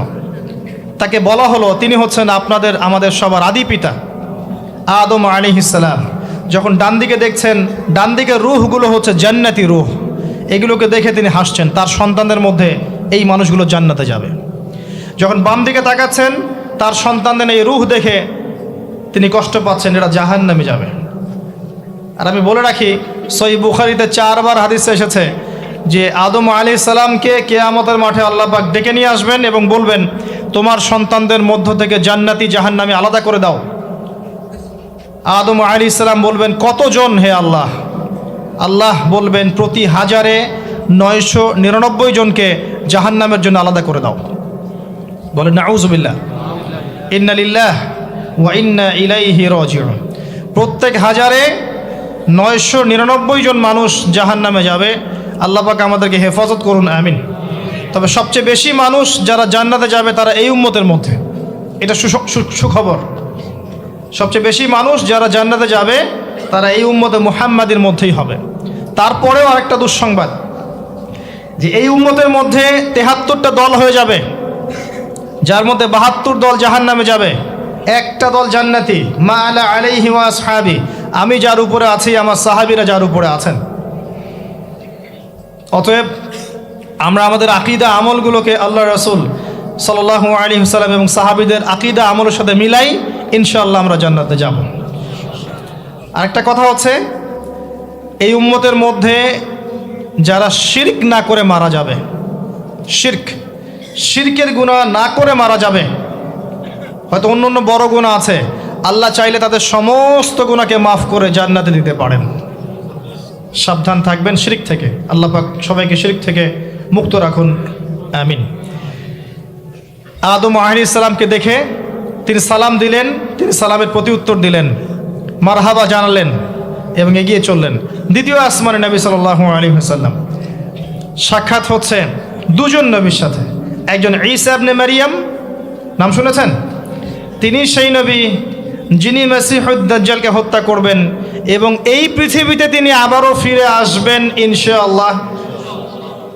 ন্যাটো ওকে ঠেকাতে পারবে না, জিউসরা তাকে ঠেকাতে পারবে না, ইসলামের অন্যান্য যে বিরোধী শক্তি তারা তাকে ঠেকাতে পারবে না। তিনি পৃথিবীতে আসবেন, সিরিয়ার দামেস্কের সাদা মিনারের উপরে তিনি অবতরণ করবেন 2 জন ফেরেশতার কাঁধে ভর দিয়ে। যখন তার চুল দিয়ে টপ টপ করে পানি পড়তে থাকবে এবং এই ঘামগুলো বা পানিগুলো দেখতে মুক্তার মতো মনে হবে। হাদিস এভাবে স্পষ্ট এসেছে, হাদিস এভাবে স্পষ্ট এসেছে, টাটকা। যে কোনো আলেমকে জিজ্ঞাসা করেন, আপনাকে বলে দিবেন ইনশাআল্লাহ। তিনিই হত্যা করবেন মসিহুদ দাজ্জালকে প্যালেস্টাইনের বাবেলুদ নামক জায়গায়। বাবেলুদ কোথায় এখন দেখে নিয়েন, ওই জায়গাটা কাদের দখলে আছে। তার সাথে আরেকজন নবীকে দেখলেন, নবী সাল্লাল্লাহু আলাইহি ওয়াসাল্লাম, তার নাম ইয়াহইয়া আলাইহিস সালাম, ঈসা ইবনে মারইয়ামের খালাতো ভাই, বা দুজনের মাঝখানে একটা সম্পর্ক আছে, আমি এই মুহূর্তে ভুলে গেছি, এরকমই কিছু একটা হবে। ইয়াহইয়া আলাইহিস সালাম সেই নবী যার নাম আল্লাহ পাক নিজে রেখেছেন, সুবহানাল্লাহ। তিনি সাইয়্যেদ ছিলেন, নেতা ছিলেন, নবী ছিলেন। একইভাবে সালাম বিনিময় হলো, নবীজি এগিয়ে চললেন সাল্লাল্লাহু আলাইহি ওয়াসাল্লাম। তৃতীয় আকাশে তিনি দেখলেন আরেকজন নবী, তাকে বলা হলো তিনি হচ্ছেন ইউসুফ আলাইহিস সালাম, যাকে পুরো পৃথিবীর অর্ধেক সৌন্দর্য দেওয়া হয়েছে। আর আপনারা জানেন সূরা ইউসুফ একটা সূরাই আছে, আর এই সূরা ইউসুফ জুলাইখার প্রেম কাহিনী নয়, বরং এই সূরা হচ্ছে ইউসুফ আলাইহিস সালামের সাথে তার পিতা ইয়াকুব আলাইহিস সালামের প্রেম কাহিনী। ভালো করে পড়ে দেখবেন। কিভাবে বললাম? ছেলের শোকে কাতর হয়ে বাবা কাঁদতে কাঁদতে অন্ধ হয়ে গেছেন। আপনার গার্লফ্রেন্ড কি আপনার জন্য অন্ধ হয়েছে? যখন ইউসুফ আলাইহিস সালাম একটা রুমাল পাঠালেন, মনে আছে, তার বাবার চোখে দেওয়ার জন্যে, দূর থেকে যোজন যোজন দূর থেকে তার পিতা বলছেন আমি ইউসুফের গন্ধ পাচ্ছি। বাবার ছেলের এমন প্রেম কাহিনী আপনি কোথাও পাবেন না। এটা সূরা ইউসুফ, পড়ে দেখেন। আর ইউসুফ আলাইহিস সালামের যে চরিত্র ছিল, তার চেহারার চেয়ে চরিত্র আরও বেশি সুন্দর ছিল। তাকে জেনার অফার করা হচ্ছে, তিনি বলছেন আল্লাহকে আমি ভয় করি। আর যুবকদেরকে আমরা বলতে চাই যে যদি আপনি জেনা থেকে দূরে থাকতে পারেন, যদি শুধু জেনা থেকে দূরে থাকতে পারেন, আল্লাহ পাক আপনার যে কোনো দোয়া কবুল করবে ইনশাআল্লাহ। নিশ্চিত মৌতের হাত থেকে আল্লাহ আপনাকে বাঁচাতে পারেন যদি আপনি জেনা ছাড়তে পারেন। জেনা মানে শুধু ফিজিক্যাল রিলেশন নয়, জেনা মানে রাতের বেলা জেগে কথা বলাও, অনলাইনে চ্যাটিং করো। এটা দলিল দিলাম, জেনা ছাড়তে পারলে আপনার দোয়া যে কোনো দোয়া আল্লাহ কবুল করবে ইনশাআল্লাহ। শুধু তাই নয়, আরশে আজিম আল্লাহ পাকের সবচেয়ে বড় সৃষ্টি, এর নিচে আল্লাহ পাক 7 শ্রেণীর মানুষকে ছায়া দিবেন। তার মধ্যে এক শ্রেণী হচ্ছে সেই যুবক যাকে কোনো সুন্দরী নারী আহ্বান করেছে খারাপ কাজ করার জন্যে, উচ্চ বংশের, সে বলেছে আমি আল্লাহকে ভয় করি। পারবেন ইউসুফের মতো হতে? আল্লাহ পাক তৌফিক ইনায়াত করুন, আমিন। আপনি জেনা থেকে দূরে থাকেন, আল্লাহ পাক আপনার ঘরে খাদিজা রাদিয়াল্লাহু আনহার মতো মেয়ে দিবেন ইনশাআল্লাহ।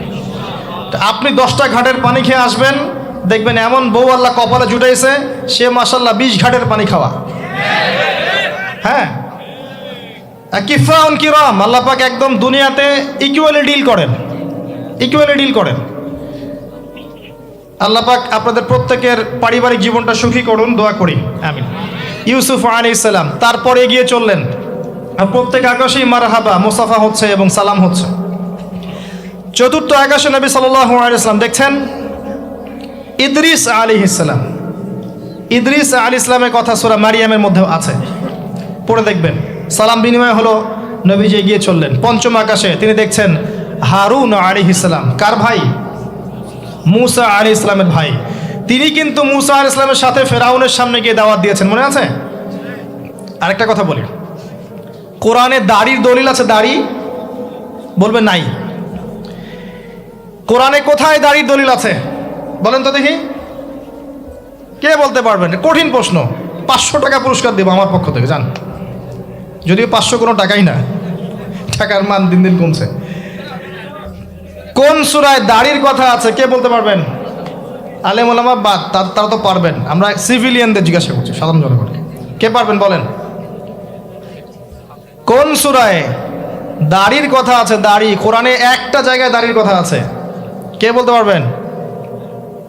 দেখছেন, আল কোরআনের আলো ঘরে ঘরে যা আলো, তাই না? স্লোগান দিয়ে কাজ হবে না ভাই, প্রত্যেক ঘরে ঘরে কোরআনওয়ালা মানুষ তৈরি করতে হবে, তারপরে আলো অটোমেটিক ঘরে ঘরে জ্বলবে ইনশাআল্লাহ। আচ্ছা যাক, আমার টাকা বেঁচে গেল। সূরা তহায় আছে। কোথায় আছে? সূরা তহার মধ্যে আছে। একটা জায়গায় দাড়ির কথা আছে, সেটা হচ্ছে হারুন আলাইহিস সালামের দাড়ি। কার দাড়ি? হারুন আলাইহিস সালামের দাড়ি। মূসা আলাইহিস সালাম ফেরাউন থেকে এই যে দলবল নিয়ে পার হওয়ার পরে, বনু ইসরায়েলকে নিয়ে পার হওয়ার পরে আল্লাহ পাক তাকে 40 দিন ডেকেছেন তুর পাহাড়, মনে আছে? তুর পাহাড়ে তিনি গেছেন। এই ফাঁকে বনু ইসরায়েল শিরক করা শুরু করেছে, এই যে বাছুর পূজা শুরু করেছে, মনে আছে? পড়েন নাই কখনো? বাছুর পূজা শুরু করেছে। মূসা আলাইহিস সালাম তাওরাত নিয়ে আসছেন, এসে দেখছেন যে কওমের এই অবস্থা। তিনি রাগে তাওরাত ছুঁড়ে মারলেন। তিনি প্রচণ্ড ব্যক্তিত্ব সম্পন্ন মানুষ ছিলেন, গায়রতওয়ালা। রাগে তাওরাত ছুঁড়ে মারলেন এবং এসে এই যে হারুন আলাইহিস সালাম যাকে রেখে গিয়েছিলেন যে কওমকে দেখাশোনা করবে, তার দাড়ি চিপে ধরলেন। তুমি থাকতে এরা এই অবস্থায় গেল কিভাবে? এক হাতে দাড়ি, এক হাতে চুল চেপে ধর, তুমি থাকতে এই অবস্থা হইল কিভাবে? সূরা তহা পড়ে দেখেন। তখন হারুন আলাইহিস সালাম বলছেন যে, হে আমার ভাই, আমার দাড়ি আর চুল ধরো না, এই একটা জায়গায় আছে। তার মানে দাড়ি পাওয়া যাচ্ছে কোরআনে। কিছু মানুষ তো এখন বলে কোরআন মানি, হাদিস মানি না, তাই না? ওই অজুহাত দিয়ে এখন দাড়ি রাখে না, বলে কোরআনে তো দাড়ির কথা নাই, রাখবো কেন? সুবহানাল্লাহ। আপনারাও কি এটা বিশ্বাস করেন যে আমরা শুধু কোরআন মানবো, হাদিস মানবো না? স্পষ্ট কুফরি, স্পষ্ট কুফরি। কোরআন এবং হাদিস একসাথে মিলেই শরিয়া। শুধু কোরআন মানি, হাদিস মানি না, এটা বলতে গিয়ে সে বোঝাচ্ছে সে আসলে কোরআনও মানে না। কোরআনে আল্লাহ বলেছেন, ওয়ামা আতাকুমুর রাসূল ফাখুযুহ, রাসূল যা দিয়েছেন নিয়ে নাও। ওয়ামা নাহাকুম আনহু ফানতাহু, যা থেকে নিষেধ করেছেন দূরে থাকো। তাহলে সুন্নাহ না মানলে আপনি কিভাবে কোরআন মানবেন? কথা কি বুঝতে পারছেন? আসেন, হারুন আলাইহিস সালাম সালাম বিনিময় হলো, চললেন।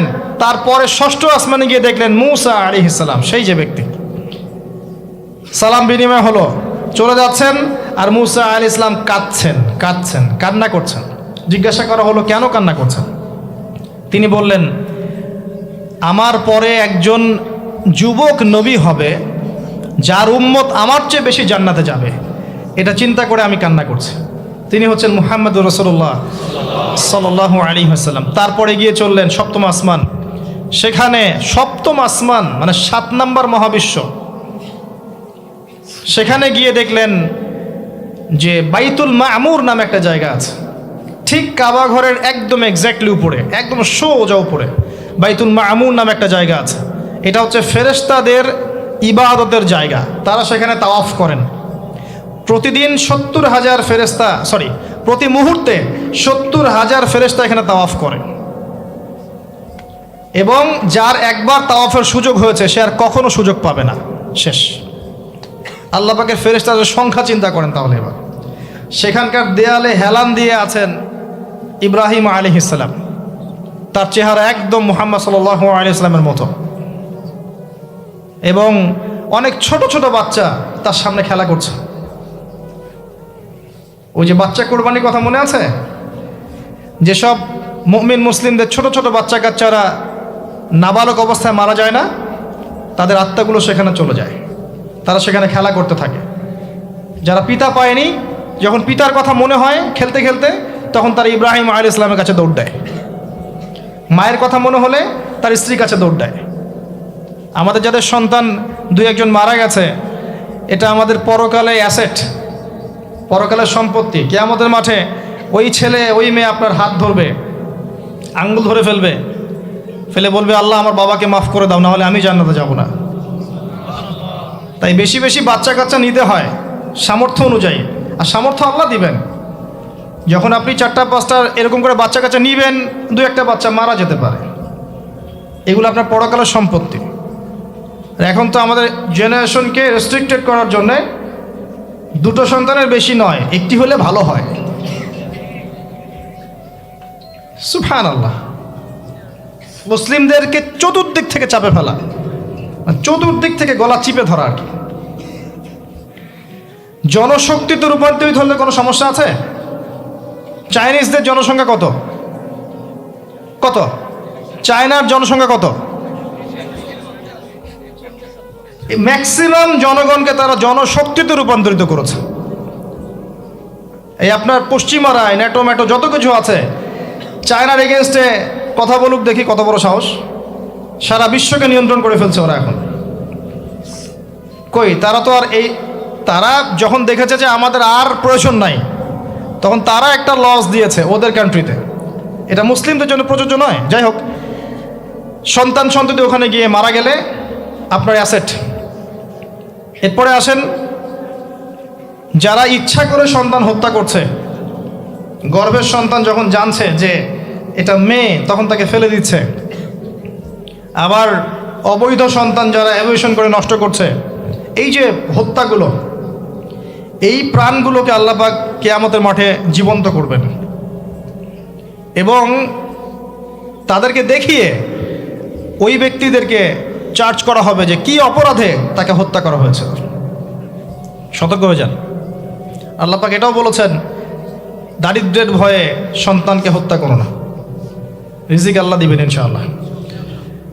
এই সমুদ্রের কোটি কোটি মাছকে আল্লাহ পাক খাওয়াতে পারলে আপনাকে আমাকেও খাওয়াতে পারবে ইনশাআল্লাহ, যদি না আমরা আমাদের রিজিকটা সংকুচিত করে ফেলি। মানুষের রিজিক কেড়ে খাচ্ছে সুদের মধ্য দিয়ে, মানুষের রিজিক কেড়ে খাচ্ছে সুদের মধ্য দিয়ে, অন্য কোনো বিষয় নাই, সুদ, রিবা। আসেন, সপ্তম আসমানে এই অবস্থা। এরপরে নবী সাল্লাল্লাহু আলাইহি ওয়াসাল্লামকে আরও সামনে নিয়ে যাওয়া হলো। এই জায়গার নাম সিদরাতুল মুনতাহা। কি নাম? সর্বশেষ জায়গা, যেখানে জিবরাইল আলাইহিস সালামও এর উপরে আর যেতে পারেন না। যদিও বা জিবরাইল আলাইহিস সালাম ফেরেশতাদের সর্দার, তিনিও যেতে পারেন না। তারপরে আরেকটা জগৎ আছে, ওই জগৎ থেকে আদেশ এই সিদরাতুল মুনতাহা পর্যন্ত আসে, এখান থেকে কালেক্ট করে নিচে নামানো হয়। আবার এখান থেকে কোনো আদেশ বা কোনো আদেশ না, এখান থেকে কোনো ফলাফল মুনতাহা পর্যন্ত নিয়ে যাওয়া হয়, সেখান থেকে উপরে তুলে নেওয়া হয়। ওটা একটা বর্ডার, কথা বুঝতে পারছেন? এটা একটা বর্ডার, নো ম্যানস ল্যান্ড। এই জায়গায় গিয়ে জিবরাইল আলাইহিস সালাম নিজের আকৃতিতে আসলেন, 600টা পাখা। কতগুলো পাখা? 600 পাখা। নবী সাল্লাল্লাহু আলাইহি ওয়াসাল্লাম একটু বিব্রত বোধ করছিলেন, তিনি আবার আগের রূপে ফিরে আসলেন। এই জায়গায় বাহন চেঞ্জ করা হলো। এখানে নবী সাল্লাল্লাহু আলাইহি ওয়াসাল্লাম বলেছেন, আমি সিদরাতুল মুনতাহায় এমন কিছু রং দেখেছি, এত অপরূপ সৌন্দর্য দেখেছি, যেটা কোনো মানুষের পক্ষে ভাষায় প্রকাশ করা সম্ভব না। এটা শেষ সীমানা, এবং এটা একটা বড়াই গাছের মতো দেখতে, সরি বড়ই গাছ, বড়াই গাছ না, আসলে বড়ই গাছের, কুল গাছের মতো দেখতে। এরপর আরেকটা বাহন আনা হলো, এটা বাহন চেঞ্জ করা হলো।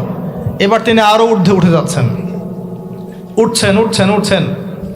একটা পর্যায়ে ওই জগতে যে ফেরেশতারা আছেন, যারা আল্লাহ পাকের আদেশ লিখছেন, ওই আদেশগুলো লিখার যে কলমের খসখস শব্দ, এটা নবীজি শুনতে পারলেন। সুবহানাল্লাহ। নূরের পর্দার কাছাকাছি তাকে নিয়ে যাওয়া হলো, একদম আল্লাহ পাকের কাছাকাছি, আরও সে আজিমের কাছাকাছি। এখানে আল্লাহ রাব্বুল আলামিন সরাসরি তার সাথে কথা বললেন, যা ওহী করার তা করলেন, এবং স্পেশালি 3টা গিফট বা হাদিয়া দিলেন। কয়টা? 1 নাম্বার 50 ওয়াক্ত নামাজ। কত ওয়াক্ত? 2 নাম্বার সূরা বাকারার শেষের 3 আয়াত, সূরা বাকারার শেষের 3 আয়াত। আর 3 নাম্বার হচ্ছে একটা ঘোষণা, হে নবী মুহাম্মদ সাল্লাল্লাহু আলাইহি ওয়াসাল্লাম, তোমার উম্মতের কোনো ব্যক্তি যদি আমার সাথে শিরক না করে মারা যায়, আমি তাকে জান্নাতে দিয়ে দিব ইনশাআল্লাহ। আজকে এই মেরাজুন নবী নিয়ে অনেক আলোচনা হবে, কিন্তু আলোচনা হওয়ার পরে আমরা যদি এই নামাজের পাবন্দ না হতে পারি, সূরা বাকারার শিক্ষা নিতে না পারি, বা শেষের আয়াত মুখস্থ করতে না পারি, শিরক ছাড়তে না পারি, আদতে আলোচনার কোনো ফায়দা নেই। কথা বুঝতে পারছেন? এখানকার 3টা মৌলিক হাদিয়া তিনি নিয়ে আসছেন। এবার নিচে নামছেন, ওই যে 6ষ্ঠ আসমানে অপেক্ষা করছেন কে? মুসা আলাইহিস সালাম। কোথায় যাচ্ছেন? এই কি হলো আল্লাহর সাথে কথাবার্তা? এই হয়েছে। কি দিয়েছে আপনাকে? 50 ওয়াক্ত নামাজ। বলেন কি 50 ওয়াক্ত নামাজ? আমার উম্মতে 2 ওয়াক্ত নামাজ ছিল, পড়তে পারে নাই। পারবেন আপনার উম্মত? আপনি ফিরে যান, নামাজ কমিয়ে নিয়ে আসেন। লজ্জাবোধ করলেন নবী সাল্লাল্লাহু আলাইহি ওয়াসাল্লাম, তাও ফিরে গেলেন। 50 থেকে 45, 45 থেকে 40, 40 থেকে 35, করতে 5। এবারও মুসা আলাইহিস সালাম বলছেন ফিরে যান, পারবে না আপনার উম্মত? মুসা আলাইহিস সালাম কত দূরদর্শী ছিলেন দেখেন, পারে উম্মত? ম্যাক্সিমামই তো পারে না, কথা ঠিক আছে না? ম্যাক্সিমাম উম্মতই কিন্তু পারছে না 5 ওয়াক্ত নামাজ পড়তে। তো মুসা আলাইহিস সালামের দূরদর্শিতা ঠিকই ছিল, পারবে না আপনার উম্মত। তিনি লজ্জাবোধ করলেন। আল্লাহ পাক বললেন, তোমার উম্মতের জন্য 5 ওয়াক্তই ফিক্স করলাম, কিন্তু যদি 5 ওয়াক্ত তারা ঠিকঠাক মতো আদায় করে, 50-এর নেকি দিয়ে দিব ইনশাআল্লাহ। এবং আরেকটা ঘোষণা দিলেন, সেটা হচ্ছে যে তোমার উম্মতের যে কোনো ভালো কাজকে 10 দিয়ে গুণ করে দেয়া হবে।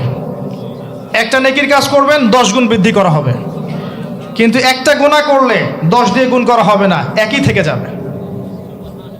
এবং আপনার উম্মতের কোনো ব্যক্তি যদি কবিরা গুনাহ ছেড়ে দেয়, কবিরা গুনাহ তো বোঝেন, বড় বড় গুনাহ ছেড়ে দেয়, তার সমস্ত সগীরা গুনাহ মাফ করে দেওয়া হবে। আর কি চাই? এবার নবী সাল্লাল্লাহু আলাইহি ওয়াসাল্লাম ফিরে আসছেন। এবার শোনেন আমাদের শিক্ষা। ফিরে আসছেন, আসার আগে তাকে জান্নাত জাহান্নাম দেখানো হয়েছে। নবী সাল্লাল্লাহু আলাইহি ওয়াসাল্লাম যে বিষয়গুলো দেখেছেন, এর মধ্যে যেগুলো হাদিসে এসেছে আমি খুব সংক্ষিপ্ত আকারে বলছি, এবং এখান থেকে আমাদের শিক্ষা নেবেন। মনে রাখবেন, এখন যেগুলো বলছে এগুলো এই উম্মতের জন্য খাস, আমাদের উম্মতে মুহাম্মাদের জন্য খাস। তিনি আসছেন বারজাখের জগতই হোক আর জাহান্নামের শাস্তি হোক। একজন ফেরেশতাকে দেখলেন, তার মুখে হাসি নাই, কি নাই? জিবরাইল আলাইহিস সালামের সাথে কথোপকথন হচ্ছে, তিনি নবীজিকে সালাম দিলেন, সালামের উত্তর দেওয়া হলো, কিন্তু মুখে হাসি নাই। বাকি সবাই তার সাথে হাসি মুখে সাক্ষাৎ করেছেন, এই ফেরেশতা বাদ দিয়ে। তিনি জিজ্ঞাসা করছেন জিবরিল আলাইহিস সালাম, তার মুখে হাসি নাই কেন? তাকে বলা হলো এই ফেরেশতার নাম হচ্ছে মালিক। কি নাম? সূরা যুখরুফের মধ্যে আছে, তার নাম হচ্ছে মালিক। আল্লাহ পাক তাকে জাহান্নামের প্রহরী বানিয়েছেন, জাহান্নামের চিফ অফ কমান্ড মালিক। যখন থেকে আল্লাহ পাক তাকে এই দায়িত্ব দিয়েছেন, তার মুখের হাসি উঠে গেছে। আল্লাহর কাছে পারমিশন চাওয়া হচ্ছে, জাহান্নাম দেখতে চাই। আল্লাহ পাক দেখার পারমিশন দিলেন। নবী সাল্লাল্লাহু আলাইহি ওয়াসাল্লাম দেখে বললেন, সেখানকার বেশিরভাগ অধিবাসী হচ্ছে নারী জাতি, এবং তিনি বললেন জাহান্নামে যাবে উদ্ধত এবং অহংকারীরা। জান্নাত দেখতে চাই, দেখানো হলো। জান্নাতের ডিটেলস বর্ণনা নবীজি দিলেন ফিরে এসে। এমনকি উমর রাদিয়াল্লাহু আনহুর একটা রুম, একটা কক্ষ, একটা গোরফাও দেখে এসেছেন। ঢুকতে চেয়েছেন, ঢোকেন নাই। পরে বলেছেন, ওমর, আমি তোমার ব্যক্তিত্বের কথা চিন্তা করে সেখানে ঢুকিনি, দেখেছি জান্নাতে তোমার ঘর আছে। একটা আওয়াজ শুনেছেন, মিষ্টি কণ্ঠস্বর। কিসের কণ্ঠস্বর? মিষ্টি কণ্ঠস্বর। তাকে বলা হচ্ছে এই কণ্ঠস্বর হচ্ছে বেলাল রাদিয়াল্লাহু আনহুর আজানের কণ্ঠস্বর। খরম, খরম জুতা আছে না, খরম, এর খটখট আওয়াজ শুনেছেন। নবীজি জিজ্ঞাসা করছেন কার? বলা হচ্ছে এটা বেলাল রাদিয়াল্লাহু আনহুর। বেলাল রাদিয়াল্লাহু আনহুকে বলা হলো, আপনি কি এমন আমল করেন? হে বেলাল, তুমি কি এমন আমল করো যার কারণে এই মর্তবা হচ্ছে?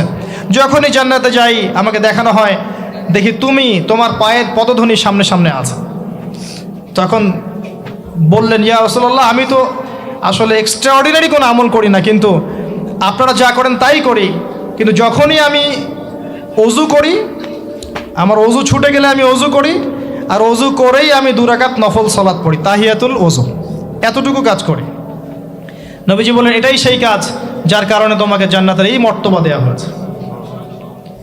নবীজি আসছেন, দেখানো হচ্ছে। এবার শোনেন, দেখানো হচ্ছে একদল মানুষ যাদের আঙ্গুলগুলো লম্বা লম্বা, তামার তামার লম্বা নখর, নখর বোঝেন? নখর। গাল এভাবে হ্যাচড়াচ্ছে, গাল, নিজের গাল নিজে হাসড়াচ্ছে, এবং নিজের দেহ থেকে গোশত তুলে ফেলছে, ভক্ষণ করছে। নবীজি জিজ্ঞাসা করলেন সাল্লাল্লাহু আলাইহি সাল্লাম, এরা কারা? কি কারণে এদের শাস্তি হচ্ছে? তাকে বলা হলো, এরা আপনার উম্মতের সেই সব ব্যক্তি যারা সবসময় গীবত আর সমালোচনায় ব্যস্ত থাকত।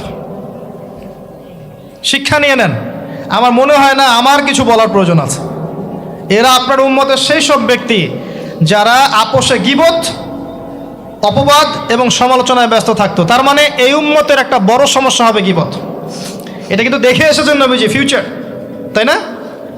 এটা বারজাখের শাস্তি চলছে, এটা অন্য একটা জগৎ যেটাকে আপনি এখানকার সময় স্থানকাল দিয়ে ব্যাখ্যা করতে পারবেন না। এটা টাইম ট্রাভেলিংয়ের মতো। নবীজি আসছেন সাল্লাল্লাহু আলাইহি ওয়াসাল্লাম, দেখছেন, listen to me very carefully. এবার নবীজি দেখছেন এক শ্রেণীর মানুষ, পেট এইরকম ফোলা, অট্টালিকার মতো পেট ফোলা, আর ভিতরে সাপ কিলবিল করছে, এবং এদেরকে রক্তের নদীতে ফেলে মাথাটা ফাটিয়ে দেওয়া হচ্ছে। নবী জিজ্ঞাসা করলেন সাল্লাল্লাহু আলাইহি ওয়াসাল্লাম, এরা কারা? মর্মান্তিক শাস্তি দেওয়া হচ্ছে, এরা কারা?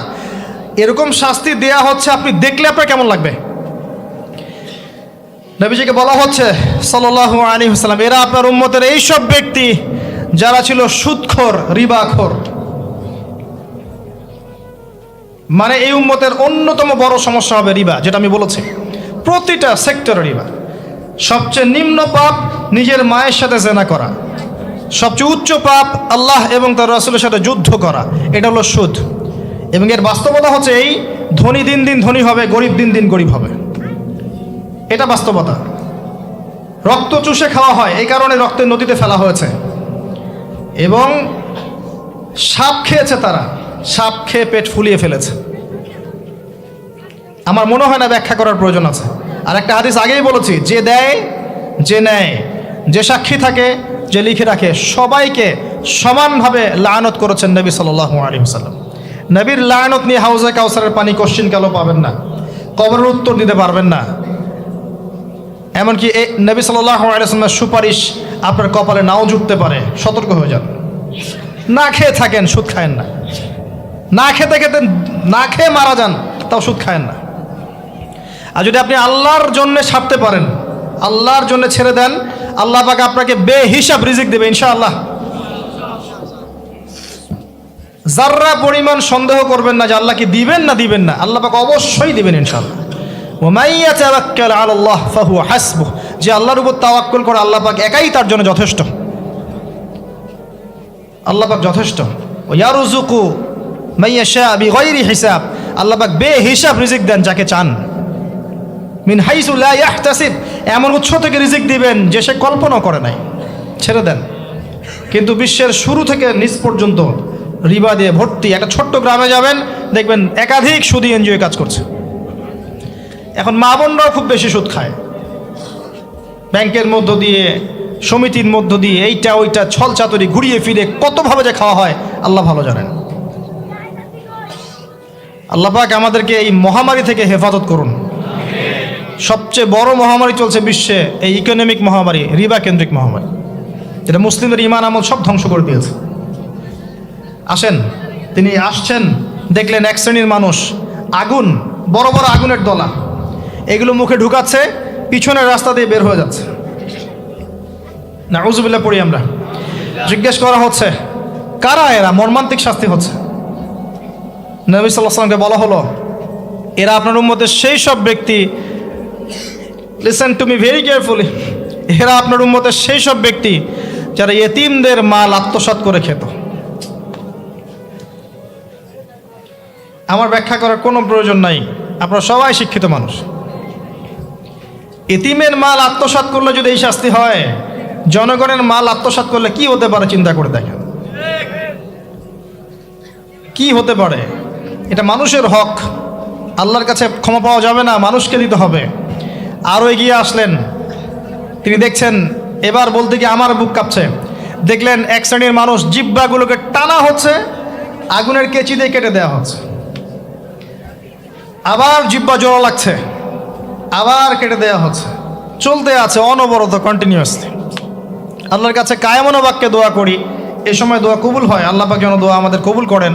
আল্লাহ পাক যেন আমাকে এবং আপনাদেরকে এদের অন্তর্ভুক্ত না করেন। জিজ্ঞেস করা হলো এরা কারা?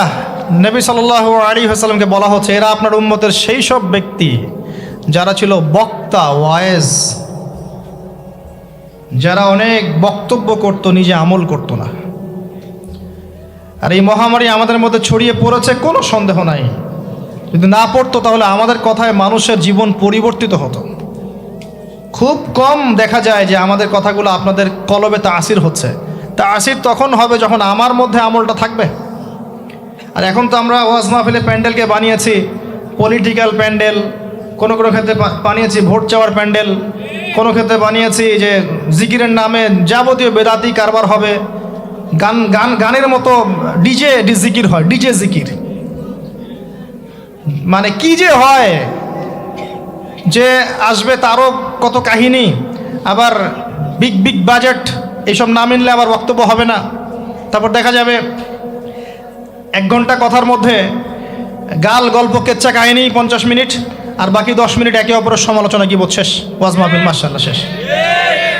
খুব কম ওয়াজ মাহফিল আছে জনগণকে বলবেন কি শিখলেন আজকে ওয়াজে, বলবে হ্যাঁ সুন্দর সুর করে কিছু কথা বলেছে, কি শিখেছে, আমার কি বললাম ঠিক বুঝতে পারলাম না।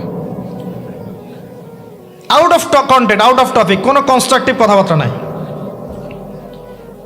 তো এছাড়াও জানা অনুযায়ী আমল না থাকলে এই অবস্থা হবে। আল্লাহ পাক আমাদেরকে হেফাজত করুন, আল্লাহ পাক আমাকে এবং আপনাদের সবাইকে হেফাজত করুন, আমিন। আরও এগিয়ে আসলেন, দেখা গেল এক শ্রেণীর মানুষ, যুবকরা খুব ভালো করে শোনেন এবং বিবাহিতরাও শোনেন। সামনে রাখা আছে ভালো গোশত, বাম দিকে রাখা আছে পচা গোশত, গন্ধ বের হচ্ছে। তারা এই পচা গোশত তুলে তুলে খাচ্ছে, গোগ্রাসে খাচ্ছে, ভালো গোশতের দিকে ভ্রুক্ষেপও করছে না। অবাক হয়ে নবী সাল্লাল্লাহু আলাইহি ওয়াসাল্লাম জিজ্ঞাসা করছেন, এরা কারা? তাকে বলা হচ্ছে, এরা আপনার উম্মতের সেই সব ব্যক্তি যাদের ঘরে পবিত্র স্বামী ছিল, বাইরে অন্য পরপুরুষের সাথে প্রেম করেছে, যাদের ঘরে পবিত্র স্ত্রী ছিল, বাইরে পরকিয়া করেছে। আর এখন যত মিডিয়া আছে দেখবেন, সিরিয়াল, মুভিজ, হাবি জাবি, এরা পরকিয়া শিখায়, জেনা এবং পরকিয়া শিখায়। খেয়াল করে দেখবেন, একটা ছেলে মেয়ের অবাধ মেলামেশা, হারাম মেলামেশাকে এমনভাবে উপস্থাপন করা হয়, মনে হয় এটা একটা পবিত্র ইবাদত মনে হয়, এবং বোঝানো হয় যে প্রেম তো পবিত্র, পবিত্র প্রেমে কি সমস্যা? আরে প্রেম পবিত্র তখন যখন আমি আমার স্ত্রীর সাথে প্রেম করব। আর দেখবেন যতগুলো এই যে মুভিজ, আপনার সিনেমাস, ফিল্মস, গান, নাটক, এগুলোর মূল থিম কিন্তু হারাম প্রেম। অল্প কিছু আউট অফ অন্য অন্য থিমের মধ্যে আছে। দেশ নিয়ে কতগুলো মুভি হয়েছে, কতগুলো নাটক হয়, ইসলাম নিয়ে কতগুলো হয়, শ্রদ্ধা ভক্তি এগুলো নিয়ে কতগুলো হয় দেখবেন। আর এই যে অন্য কান্ট্রির যে সংস্কৃতিগুলো ঢুকেছে, এইগুলোর মূল থিম দেখবেন পরকীয়া করাচ্ছে, পরকীয়া শেখায়, বেহায়াপনা শেখায়, কীভাবে শাশুড়ির সাথে ঝগড়া করতে হবে, কীভাবে বউ রেখে আরেকটারে প্রেম করতে হবে, বউকে কেমন করে ব্লাফ দেওয়া যায়, এদিকে স্বামীরা ব্লাফ কেমন করে দেওয়া যায়, এগুলোই শেখায়। এবং অনেক ক্ষেত্রে দেখা যায় তাদের দেশের মানুষ এগুলোর প্রতিবাদ করছে, আর আমাদের মা বোনরা এগুলো দিব্যি দেখছে, ডেইলি রুটিন, যে 3-4 ঘন্টা এগুলো দেখতেই হবে। বাঘের সামন থেকে আপনি হাড্ডি গোশত নিয়ে আসতে পারবেন, এইসব মেয়েদের হাত থেকে রিমোট নিতে পারবেন না। এরপরেও দেখবেন আপনি আবার নগ্ন ফিল্ম, পর্নোগ্রাফি আছে না, এগুলো আবার ফ্রি অ্যাক্সেস, আপনি চাইলে ইন্টারনেটে ঢুকবেন, দেখতে পারবেন। এটা কিন্তু আমরা রাষ্ট্রীয়ভাবে বন্ধ করতে পারতাম, যে আমার দেশে কোনো পর্ন সাইট চলবে না, কোনো পর্ন সাইট চলবে না। পর্নোগ্রাফি একমাত্র কারণ, সমস্ত কারণের সবচেয়ে বড় কারণ, বাকি কারণগুলো আছে, সবচেয়ে বড় কারণ, এর কারণে ধর্ষণ বাড়বে। যত বেশি পর্নোগ্রাফির প্রচলন ঘটবে তত বেশি ধর্ষণ বাড়বে। কারণ পর্ন দেখতে দেখতে মানুষের ভিতরটাকে পশু বানিয়ে ফেলা হয়, এবং এই পশু সুযোগ পেলেই একটা মেয়েকে ধর্ষণ করবে।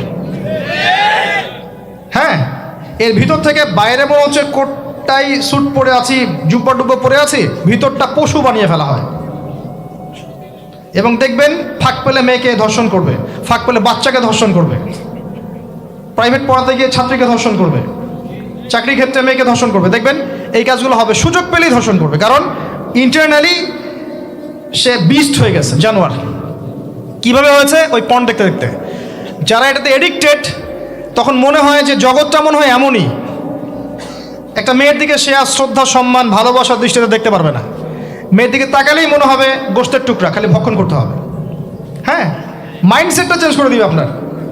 মানে আমি আপনাকে বলি, পবিত্র ভালোবাসাটাকে যৌনতা দিয়ে ট্রান্সফার করা হয়েছে এই বিশ্বে। ভালোবাসা একটা ডিভাইন জিনিস, আল্লাহর পক্ষ থেকে আসে, ডিভাইন একটা জিনিস, অলৌকিক। মানে যখনই আপনি দেখবেন কাবিন হবে এবং আপনি কালিমা পড়ানো হচ্ছে, আপনি বলছেন কবুল, ইমিডিয়েটলি আপনি ফিল করবেন অপরিচিত একটা মেয়ে, আপনি যাকে দেখেন নাই, বাবা মা বিয়ে ঠিক করেছে, আল্লাহর পক্ষ থেকে ডিভাইন একটা ভালোবাসা চলে আসবে, মায়া, একটা মহব্বত, রহমত। এটা তারা ফিল করতে পারবে যারা পর্ন অ্যাডিক্টেড নয়। যারা পর্ন অ্যাডিক্টেড, দেখবেন ওই স্ত্রীকে তার ভালো লাগবে না, তার মনে হবে এর চেয়ে ওই মেয়েটা সুন্দর, তার চেয়ে ওই মেয়েটা সুন্দর, তার চেয়ে ওই মেয়েটা সুন্দর, কারণ তার মাথাটা এরকম বিক্ষিপ্ত, পাশবিক। এবং ম্যারিড লাইফেও সে দেখবেন স্ত্রীকে স্যাটিসফাই করতে পারবে না, নিজের উপর জুলুম করতে করতে নিজের সব যৌন ক্ষমতাও নষ্ট করে ফেলবে। আর একাধিক বিয়ে তো অনেক দূরের কথা, একটাই তার কাছে অনেক ভারী মনে হবে। পরে এসব ট্রিটমেন্ট করে কোনো লাভ হবে না। আল্লাহর দেওয়া সম্পদ নষ্ট করলে ট্রিটমেন্ট দিয়ে আসলে কোনো কাজ হয় না। তো আমি যেটা বলতে যাচ্ছিলাম, এই পর্নোগ্রাফি দিয়েই ধর্ষণ বাড়ছে। এটাকে বন্ধ না করতে পারলে আপনি পারবেন না। এর উপরেও আছে আবার ফাঁকফোকর, আইনের ফাঁকফোকর। ধর্ষক সবার বিচার হবে, এটা মেনে নিয়ে দুষ্কর। এখন অনেকেই বেরিয়ে যায়, অনেকেই ফাঁকফোকর পেয়ে যায়। সব মিলিয়ে এতে করে সামাজিক কাঠামো নষ্ট হচ্ছে। এর উপর ফ্রি মিক্সিং আছে, অবাধ মেলামেশা আছে, আমরা উস্কাচ্ছি এগুলোকে, কাছে আসার গল্প, আস্তে আস্তে দেখবেন কাঠামোটা আরও কলাপস করে যাবে দিন দিন। এর ফলে কি হবে আমি বলে দেই, শোনেন, আমার উপর রাগ করে না, দিন দিন কি হবে আমি এটাও বলে দিচ্ছি। যত ডে যাবে দেখবেন এর চেয়ে বেশি সমকামিতা বাড়বে। এগুলোর ফলাফল, এর খিজির আলাইহিস সালামের মতো চোখ দিয়ে দেখেন, এগুলোর ফলাফল পরে আসবে এমন একটা সময় যে মেয়েদেরকে ধর্ষণ, এর সাথে সমকামিতা। কারণ মানুষ মেয়েদের উপর থেকে দেখবেন আগ্রহ কমে যাবে, এবং সমকামিতা যে বাড়বে, হাদিসে এসেছে যে এই উম্মতের উপর আমি ভয় করি, এই উম্মতের মধ্যে সমকামিতা ছড়িয়ে পড়বে। আল্লাহর রসুল বলেছেন আরও বাড়বে চাইল্ড অ্যাবিউজিং, বাচ্চাদেরকে রেপ করা হবে বেশি বেশি বিকজ অফ এই পর্নোগ্রাফি। যতদিন যাবে দেখবেন যারা মেয়ে সন্তানের বাবা খুবই সতর্ক সাবধান, খুব সতর্ক সাবধান। মানে কার কোলে আপনি মেয়েকে তুলে দিচ্ছেন? 5 বছর, 4 বছর, 3 বছর এইসব মেয়েদেরকে ধর্ষণ করা হচ্ছে। সমাজটা কোন জায়গায় চলে গেছে চিন্তা করছেন? এগুলোর মূল কারণ, একদম গাছের উপরের কারণ হচ্ছে পর্নোগ্রাফি। এই মূল কারণ কিন্তু বেপরদামি নয়, আমি বুঝাতে পারছি না মনে হয়। এর মূল কারণ কিন্তু বেপরদামি নয়, পর্নোগ্রাফি। কারণ পর্নোগ্রাফি অ্যাক্সেসের কারণে মানুষের ভিতরটা পশু হয়ে গেছে, পড়বে মেয়েদের উপরে, ভিতর থেকে পশু বানিয়ে দেওয়া হয়েছে। এরপরেও আছে বিয়ের রাস্তা কঠিন করে ফেলা। বিয়ে তো করতে দিচ্ছেন না, কঠিন। বিয়ে করলে অনেক সমস্যা, জেনা করতে কোনো সমস্যা নাই। 1000 টাকা, 2000 টাকা, 5000 টাকা দিয়ে মানুষ জেনা করছে, এবং আপনাদের শহরের ব্যাপার আপনারাই ভালো জানেন, আমাকে বলার দরকার নাই। যখন এই জিনিসগুলো বাড়বে আপনাদের কমিউনিটির মধ্যে, আল্লাহর আযাব গজব বেশি আসবে। আল্লাহর আযাব গজব এমনভাবে আসবে আপনি কল্পনা করতে পারবেন না। গোশত খাচ্ছে, পচা গোশত। আর একটা বলি, ঠিক এরপরে নবী সাল্লাল্লাহু আলাইহি ওয়াসাল্লাম দেখলেন একটা চুলা দেখলেন। চুলার নিচের দিকটা হচ্ছে প্রশস্ত, মাথাটা সংকীর্ণ এরকম, মানে তন্দুর রুটি ভাজে দেখেছেন? রুটি যে ভিতরে দেয় একটা এরকম গোল চুলা থাকে, সামথিং লাইক দ্যাট। নিচে দাউ দাউ করে আগুন জ্বলছে, আর এখানে কিছু মানুষকে জ্বালানো হচ্ছে। যখন নিচ থেকে আগুন এরকম করে আসছে, তখন এরা আগুনের তাপে উতলে উঠছে, আগুন নিচে নেমে যাচ্ছে, এরা আবার আস্তে আস্তে নিচে নেমে যাচ্ছে। এভাবেই হাদিসে ব্যাখ্যা করা আছে। নবী সাল্লাল্লাহু আলাইহি ওয়াসাল্লাম জিজ্ঞাসা করলেন এরা কারা? বলা হলো এরা আপনার উম্মতের সেই সব ব্যক্তি যারা জেনায় লিপ্ত ছিল। তিনি আরো এগিয়ে গেলেন, জিনা সম্পর্কে কয়েকটা হাদিস এসেছে। তিনি এগিয়ে গেলেন, দেখলেন একটা জায়গা যেখান থেকে দুর্গন্ধ বের হচ্ছে, পাবলিক টয়লেটের চেয়ে প্রকট দুর্গন্ধ, মনে হচ্ছে যে পাবলিক টয়লেট। নবী জিজ্ঞাসা করলেন সাল্লাল্লাহু আলাইহি ওয়াসাল্লাম কোন জায়গা থেকে এরকম দুর্গন্ধ আসছে? তিনি বলেন এটা হচ্ছে জেনাকার, এবং জেনাকারীদেরকে আযাব দেওয়া হচ্ছে, ওদের রক্ত মাংসের পুজের গন্ধ এগুলা। দেখলেন এক শ্রেণীর মানুষকে একটা শরবত খাওয়ানো হচ্ছে, শরবত জাহান্নামীদের রক্ত মাংস পুজের নির্মিত। তার নাম হচ্ছে তিনাতে খাবাল। কি নাম? তিনাতে খাবাল। কাদেরকে খাওয়ানো হচ্ছে? যারা এই উম্মতের মাদক সেবন করতে, এদেরকে খাওয়ানো হচ্ছে। আমি আপনাকে একটু পিছনে নিয়ে যাই। আলোচনা শুরু করেছিলাম যেখান থেকে, ওই যে মৌলিক সমস্যাগুলো যেটা বলেছিলাম এই উম্মতের মধ্যে এখনও আছে, এটাই সেই পাপগুলোর শাস্তি যেটা কিয়ামত পর্যন্ত উম্মতের মতো থাকবে। মাদক, পর্নোগ্রাফি, এই যে আপনার বিহায়াপনা, জেনা, সুদ, এগুলো এখনকার মৌলিক সমস্যা। এগুলোই হবে এই উম্মার বড় বড় সমস্যা, যার কারণে উম্মতের বেশিরভাগ মানুষকে ওখানে আযাব দেওয়া হচ্ছে। আল্লাহ পাক আমাদেরকে হেফাজত করুন। এরপর এভাবে তিনি আরও কিছু শাস্তি দেখেছেন, দেখে আসার পথে জাহান্নামের যে বর্ণনা দিয়েছেন যে বেশিরভাগ মানুষ সেখানে হচ্ছে জাহান্নামে নারী জাতি। কি কারণে তারা বেশিরভাগ জাহান্নামে যাবে? লানত করার কারণে, অভিশাপ দেওয়ার কারণে, স্বামীর অকৃতজ্ঞ হওয়ার কারণে। সারা জীবন স্বামী করে যাবে, একদিন ঝগড়া লাগলে বলবে সারা জীবন তোমার কাছে কোনো ভালো ব্যবহার পেলাম না। আরেকটা হচ্ছে এমন কিছু তাদের সাথে হবে, লিসেন টু মি, এমন কিছু তাদের সাথে হবে এই উম্মতের ক্ষেত্রে, যার কারণে মেয়েরা ওদের সতীত্ব, তাদের পর্দা, ঈমান, আমল ধরে রাখতে পারবে না। আপনাকে এখন খুঁজতে হবে সেটা কি, যে এই উম্মতের মেয়েদের ক্ষেত্রে স্পেশালি হয়েছে, যার ফলে মেয়েরা আর ঘরে থাকতে পারে নাই, পর্দায় থাকতে পারে নাই, সতীত্ব রক্ষা করতে পারে নাই, নামাজ, কালাম, ঈমান, আকীদার আর ঠিক ঠিকানা নাই। কি সেটা, যেটা আজকে থেকে 100, 200, 500 বছর আগে হয়তো বা ছিল না? সেটার নাম হচ্ছে ফেমিনিস্ট রেভলিউশন। এই সম্পর্কে পড়েন ভালো করে। এই কারণেই মেয়েদেরকে আপনি ঘরে রাখতে পারবেন না। আপনাকে বলে রাখি, দাজ্জালের শেষ ফলোয়ার, দাজ্জালের লাস্ট ফলোয়ার হবে এক শ্রেণীর নারী, যাদেরকে আপনি ঘরে রাখতে পারবেন না। নবী যেটাও বলেছেন, এই উম্মতের বহু নারী জাহান্নামের ঘ্রাণও পাবে না, জান্নাতের ঘ্রাণও পাবে না। যদিও জান্নাতের ঘ্রাণ বহু দূর থেকে পাওয়া যায়। যারা এই উম্মতের মেয়েদের মধ্যে এমন কাপড় পরবে যেই কাপড় পরেও তারা নগ্ন থাকে, ব্যাখ্যা কোনো প্রয়োজন নাই, যারা পুরুষের পোশাক পরবে। এবং আসার পথে তিনি একটা সুঘ্রাণ পেলেন, অত্যন্ত সুন্দর ঘ্রাণ। তিনি জিজ্ঞাসা করলেন, এই ঘ্রাণ কোথা থেকে আসছে? নবী সাল্লাল্লাহু আলাইহি ওয়াসাল্লামকে বলা হলো, এটা হচ্ছে সেই ঘ্রাণ ফেরাউনের মেয়ের চুল আঁচড়ে দিত একজন দাসী, যাকে আপনারা অনেকে আসিয়া বলে থাকে। সেই দাসীর হাত থেকে একদিন চিরুনিটা পড়ে যায়, সে চিরুনিটা বিসমিল্লাহ বলে ওঠায়। ফেরাউনের মেয়ে শুনে ফেলে, বিসমিল্লাহ আবার কি? আমার বাবা ছাড়াও তোমার কোনো ইলাহ আছে? সে বলে, হ্যাঁ, আমার আল্লাহ একজন ইলাহ আছে, সে আমার ইলাহ, তোমার বাবারও ইলাহ। ফেরাউন এটা শুনে ফেলে।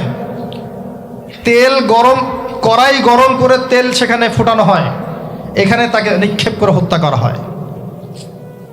আসিয়া মৃত্যুর আগে সে আল্লাহর কাছে দোয়া করেছিল, আল্লাহ আমার জন্যে তোমার জান্নাত, তোমার পাশে একটা জান্নাত, একটা ঘর নির্মাণ করো, আর ফেরাউনের এই আযাব থেকে আমাকে হেফাজত করো, বাঁচাও। আল্লাহ পাক ফেরাউনের দাসী আসিয়ার জন্য জান্নাতে ঘর নির্মাণ করেছেন। সেই ঘর থেকে ঘ্রাণ আসছে। নবী সাল্লাল্লাহু আলাইহি ওয়াসাল্লাম ফিরে আসলেন, এসে এই পুরো ঘটনা ব্যাখ্যা করলেন। কাফেররা কথা বিশ্বাস করলো না। এমনকি অনেকে তখন যারা বিশ্বাস করেছিল তারাও বলতে লাগলো, যেটা আবার কি ধরনের কথা, এক রাতের মধ্যে এগুলো হতে পারে? অনেকে ঈমান হারাও হয়ে গেল। আবু বকর সিদ্দিক রাদিয়াল্লাহু আনহু এই সময় সিদ্দিক উপাধি পেয়েছেন। এছাড়া মেরাজের রাতে আরও অনেক ঘটনা ঘটেছে, যেগুলো টাইম টু টাইম নবী সাল্লাল্লাহু আলাইহি ওয়াসাল্লাম বর্ণনা করেছেন, ব্যাখ্যা করেছেন পরবর্তীতে গিয়ে। এখানে আমাদের কিছু শিক্ষা আছে। আমরা শেষ করার আগে শিক্ষাগুলো নিয়ে কথা বলছি। 1 নাম্বার, আল্লাহ পাক 3টা হাদিয়া দিয়েছেন। প্রথম হাদিয়া সালাত সংক্রান্ত।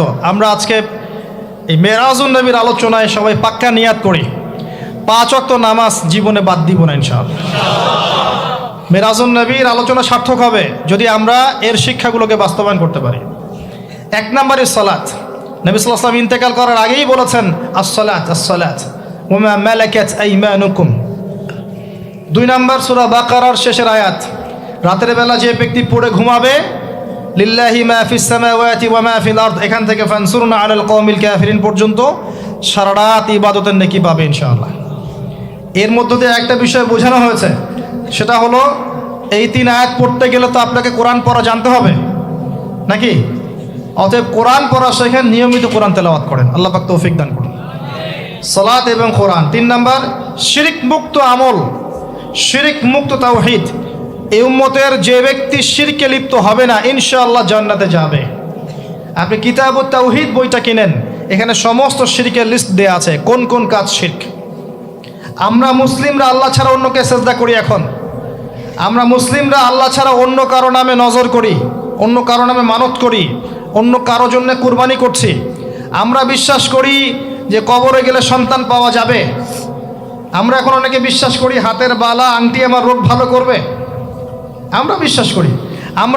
আমরা অনেকেই আল্লাহর হালালকে হারাম করেছি, হারামকে হালাল করেছি। অনেকেই বলছে আল্লাহ বলতে কিছু নাই, সব বিগ ব্যাং থেকে সৃষ্টি হয়েছে। অনেকেই বলছে যে তাকদীর বলতে কিছু নাই, মানুষ যা করবে তাই। প্রচুর শিরকে আমরা লিপ্ত আছি। চিন্তায়, কথা এবং কাজে আমাদের শিরক আছে। কিতাবুত তাওহীদ কিনুন, ব্যাখ্যা সহ পড়ুন, শিরক সম্পর্কে জানতে পারবেন। আল্লাহ পাক তৌফিক দান করুন। আল্লাহ পাক একটা হাদিসে কুদসির মধ্যে বলেছেন, হে আদম সন্তান, তুমি যদি কিয়ামতের মাঠে আমার সামনে আকাশ জমিন সমান গুনাহ নিয়ে আসো কিন্তু শিরক না করো, আমি তোমার সামনে আকাশ জমিন সমান রহমত নিয়ে আসবো। মেরাজুন নবীর শিক্ষা। আসুন আরো সামনের দিকে আসেন। সুদের শাস্তি দেখেছেন, সুদ খায়েন না, না খেয়ে মারা যান, সুদ খায়েন না, আল্লাহর ওয়াস্তে আল্লাহকে ভয় করেন। এটা মায়ের সাথে জেনা করার মতো অপরাধ। সমাজের কোনো মানুষ যদি এই কাজ করে, মায়ের সাথে জেনা করে, আপনি পাথর নিক্ষেপ করে হত্যা করবেন। আপনি চাইবেন ওকে পাথর নিক্ষেপ করে হত্যা করতে। সেই কাজ আমরা অবলীলায় করে যাচ্ছি। আল্লাহ পাক আমাদেরকে বোঝার তৌফিক দেখ। শাস্তি দেখেছেন এতিমের মাল ভক্ষণ, অন্যের সম্পদ অন্যায়ভাবে আত্মসাৎ করেন না। শাস্তি দেখেছেন জেনার। যুব সমাজকে রিকোয়েস্ট করবো, আল্লাহর ওয়াস্তে জেনায় যায় না। আগে আপনি পড়াশোনা শেষ করেন, পড়াশোনা শেষ করে একটা হালাল রিজিকের ব্যবস্থা করে বিয়ে করে ফেলেন। আর গার্ডিয়ানদেরকে বলবো বিয়েটাকে সহজ করে দেন, মোহর কম নেন, বিয়েকে সহজ করেন। বিয়ের পরে ওদেরকে পড়াশোনা করতে দেন, ইনশাল্লাহ ওদের চরিত্র হেফাজতে থাকবে। এবং আগে একটা হালাল রিজিকের ব্যবস্থা করেন ছোটোখাটো, এরপর বিয়ে করেন। এতিম মেয়েকে বিয়ে করেন, পারলে তালাকপ্রাপ্তাকে বিয়ে করেন, বিধবাকে বিয়ে করেন। কিছু করেন যেটা আপনি আল্লাহকে দেখাবেন, আল্লাহ এটা তোমার সন্তুষ্টির জন্য করেছি, আমাকে মাফ করে দাও। দিন বোঝার পরে দিনদার ক্যাটরিনা কাইফ খুঁজতে যায় না, আর মেয়েরা আবার দিনদার বিল গেটস খোঁজে, এগুলো তো যায় না। দিনদারিকে প্রাধান্য দিয়ে বিয়ে করে নেন। গার্ডিয়ানদেরকে রিকোয়েস্ট করব, বিয়ের বয়স হয়ে গেলে রিজিকের সোর্স থাকলে বিয়ে দিয়ে দেন। আল্লাহ পাক সহজ করে দিন, আমিন। জেনা থেকে বেঁচে থাকেন। আরও শাস্তি দেখেছেন এই যে বক্তা, কথা কাজে মিল যেন থাকে, আল্লাহ পাক সেই তৌফিক আমাদেরকে সবাইকে দান করুন। আরও দেখেছেন সুদের শাস্তি এবং গীবত সমালোচনার শাস্তি। আল্লাহ পাক এই উম্মতের মানুষদেরকে, আমাদেরকে গীবত, তহমত, অপবাদ, সমালোচনার সংস্কৃতি থেকে বাঁচিয়ে রাখুন, আল্লাহুম্মা আমিন। জাহান্নামে নারী দেখেছেন প্রচুর। আমরা যেন আমাদের মা বোনদেরকে পর্দায় রাখতে পারি, তাদেরকে দিন শেখাতে পারি। তারা যেন এই ফ্যামিলিস্ট রেভলিউশনে ধোকায় পড়ে ইমান আমল ইজ্জত না খোয়ায়, সেটা আমরা দেখবো ইনশাআল্লাহ আযজা ওয়া জাল। সবশেষ অহংকারীদেরকে আল্লাহ রাসূল সাল্লাল্লাহু আলাইহি ওয়াসাল্লাম জাহান্নামী বলেছেন। কারোর মধ্যে যদি যাররা পরিমাণ অহংকার আসে, সে ব্যক্তি জাহান্নামে যাবে। আল্লাহ পাক আমাদেরকে অহংকার থেকে বাঁচিয়ে রাখুন, আল্লাহুম্মা আমিন। মেরাজের নবীর এই আলোচনা থেকে আমরা যা শিখলাম, এগুলো আল্লাহ পাক আমাদেরকে বাস্তবায়ন করার তৌফিক দান করুন। এছাড়া আরও অনেক ঘটনা ঘটেছিল যেটা আমি আজকে সারা রাতে বলে হয়তো শেষ করতে পারতাম না। আপনারা সবাই রাসূলুল্লাহ সাল্লাল্লাহু আলাইহি ওয়াসাল্লামের সিরাত একটাবার পড়বেন, হাদিসগুলোকে পড়বেন, কোরআন নিয়মিত পড়বেন, 5 ওয়াক্ত সালাতে পাবন্দ হবেন এবং রমজান মাস, আসন্ন রমজান মাসকে সঠিকভাবে কাজে লাগাবেন, হালাল খাবেন, আদর্শ পরিবার করবেন। আল্লাহ পাক আপনাকে আমাকে সবাইকে তৌফিক দান করুন, আমিন। أقول قولي هذا أستغفر لي ولكم ولسائر المسلمين. بارك الله لنا ولكم بالآيات الحكيم. إنه تعالى جواد كريم بر رؤوف رحيم. سبحانك اللهم وبحمدك أشهد أن لا إله إلا أنت أستغفرك وأتوب إليك. السلام عليكم ورحمة الله وبركاته.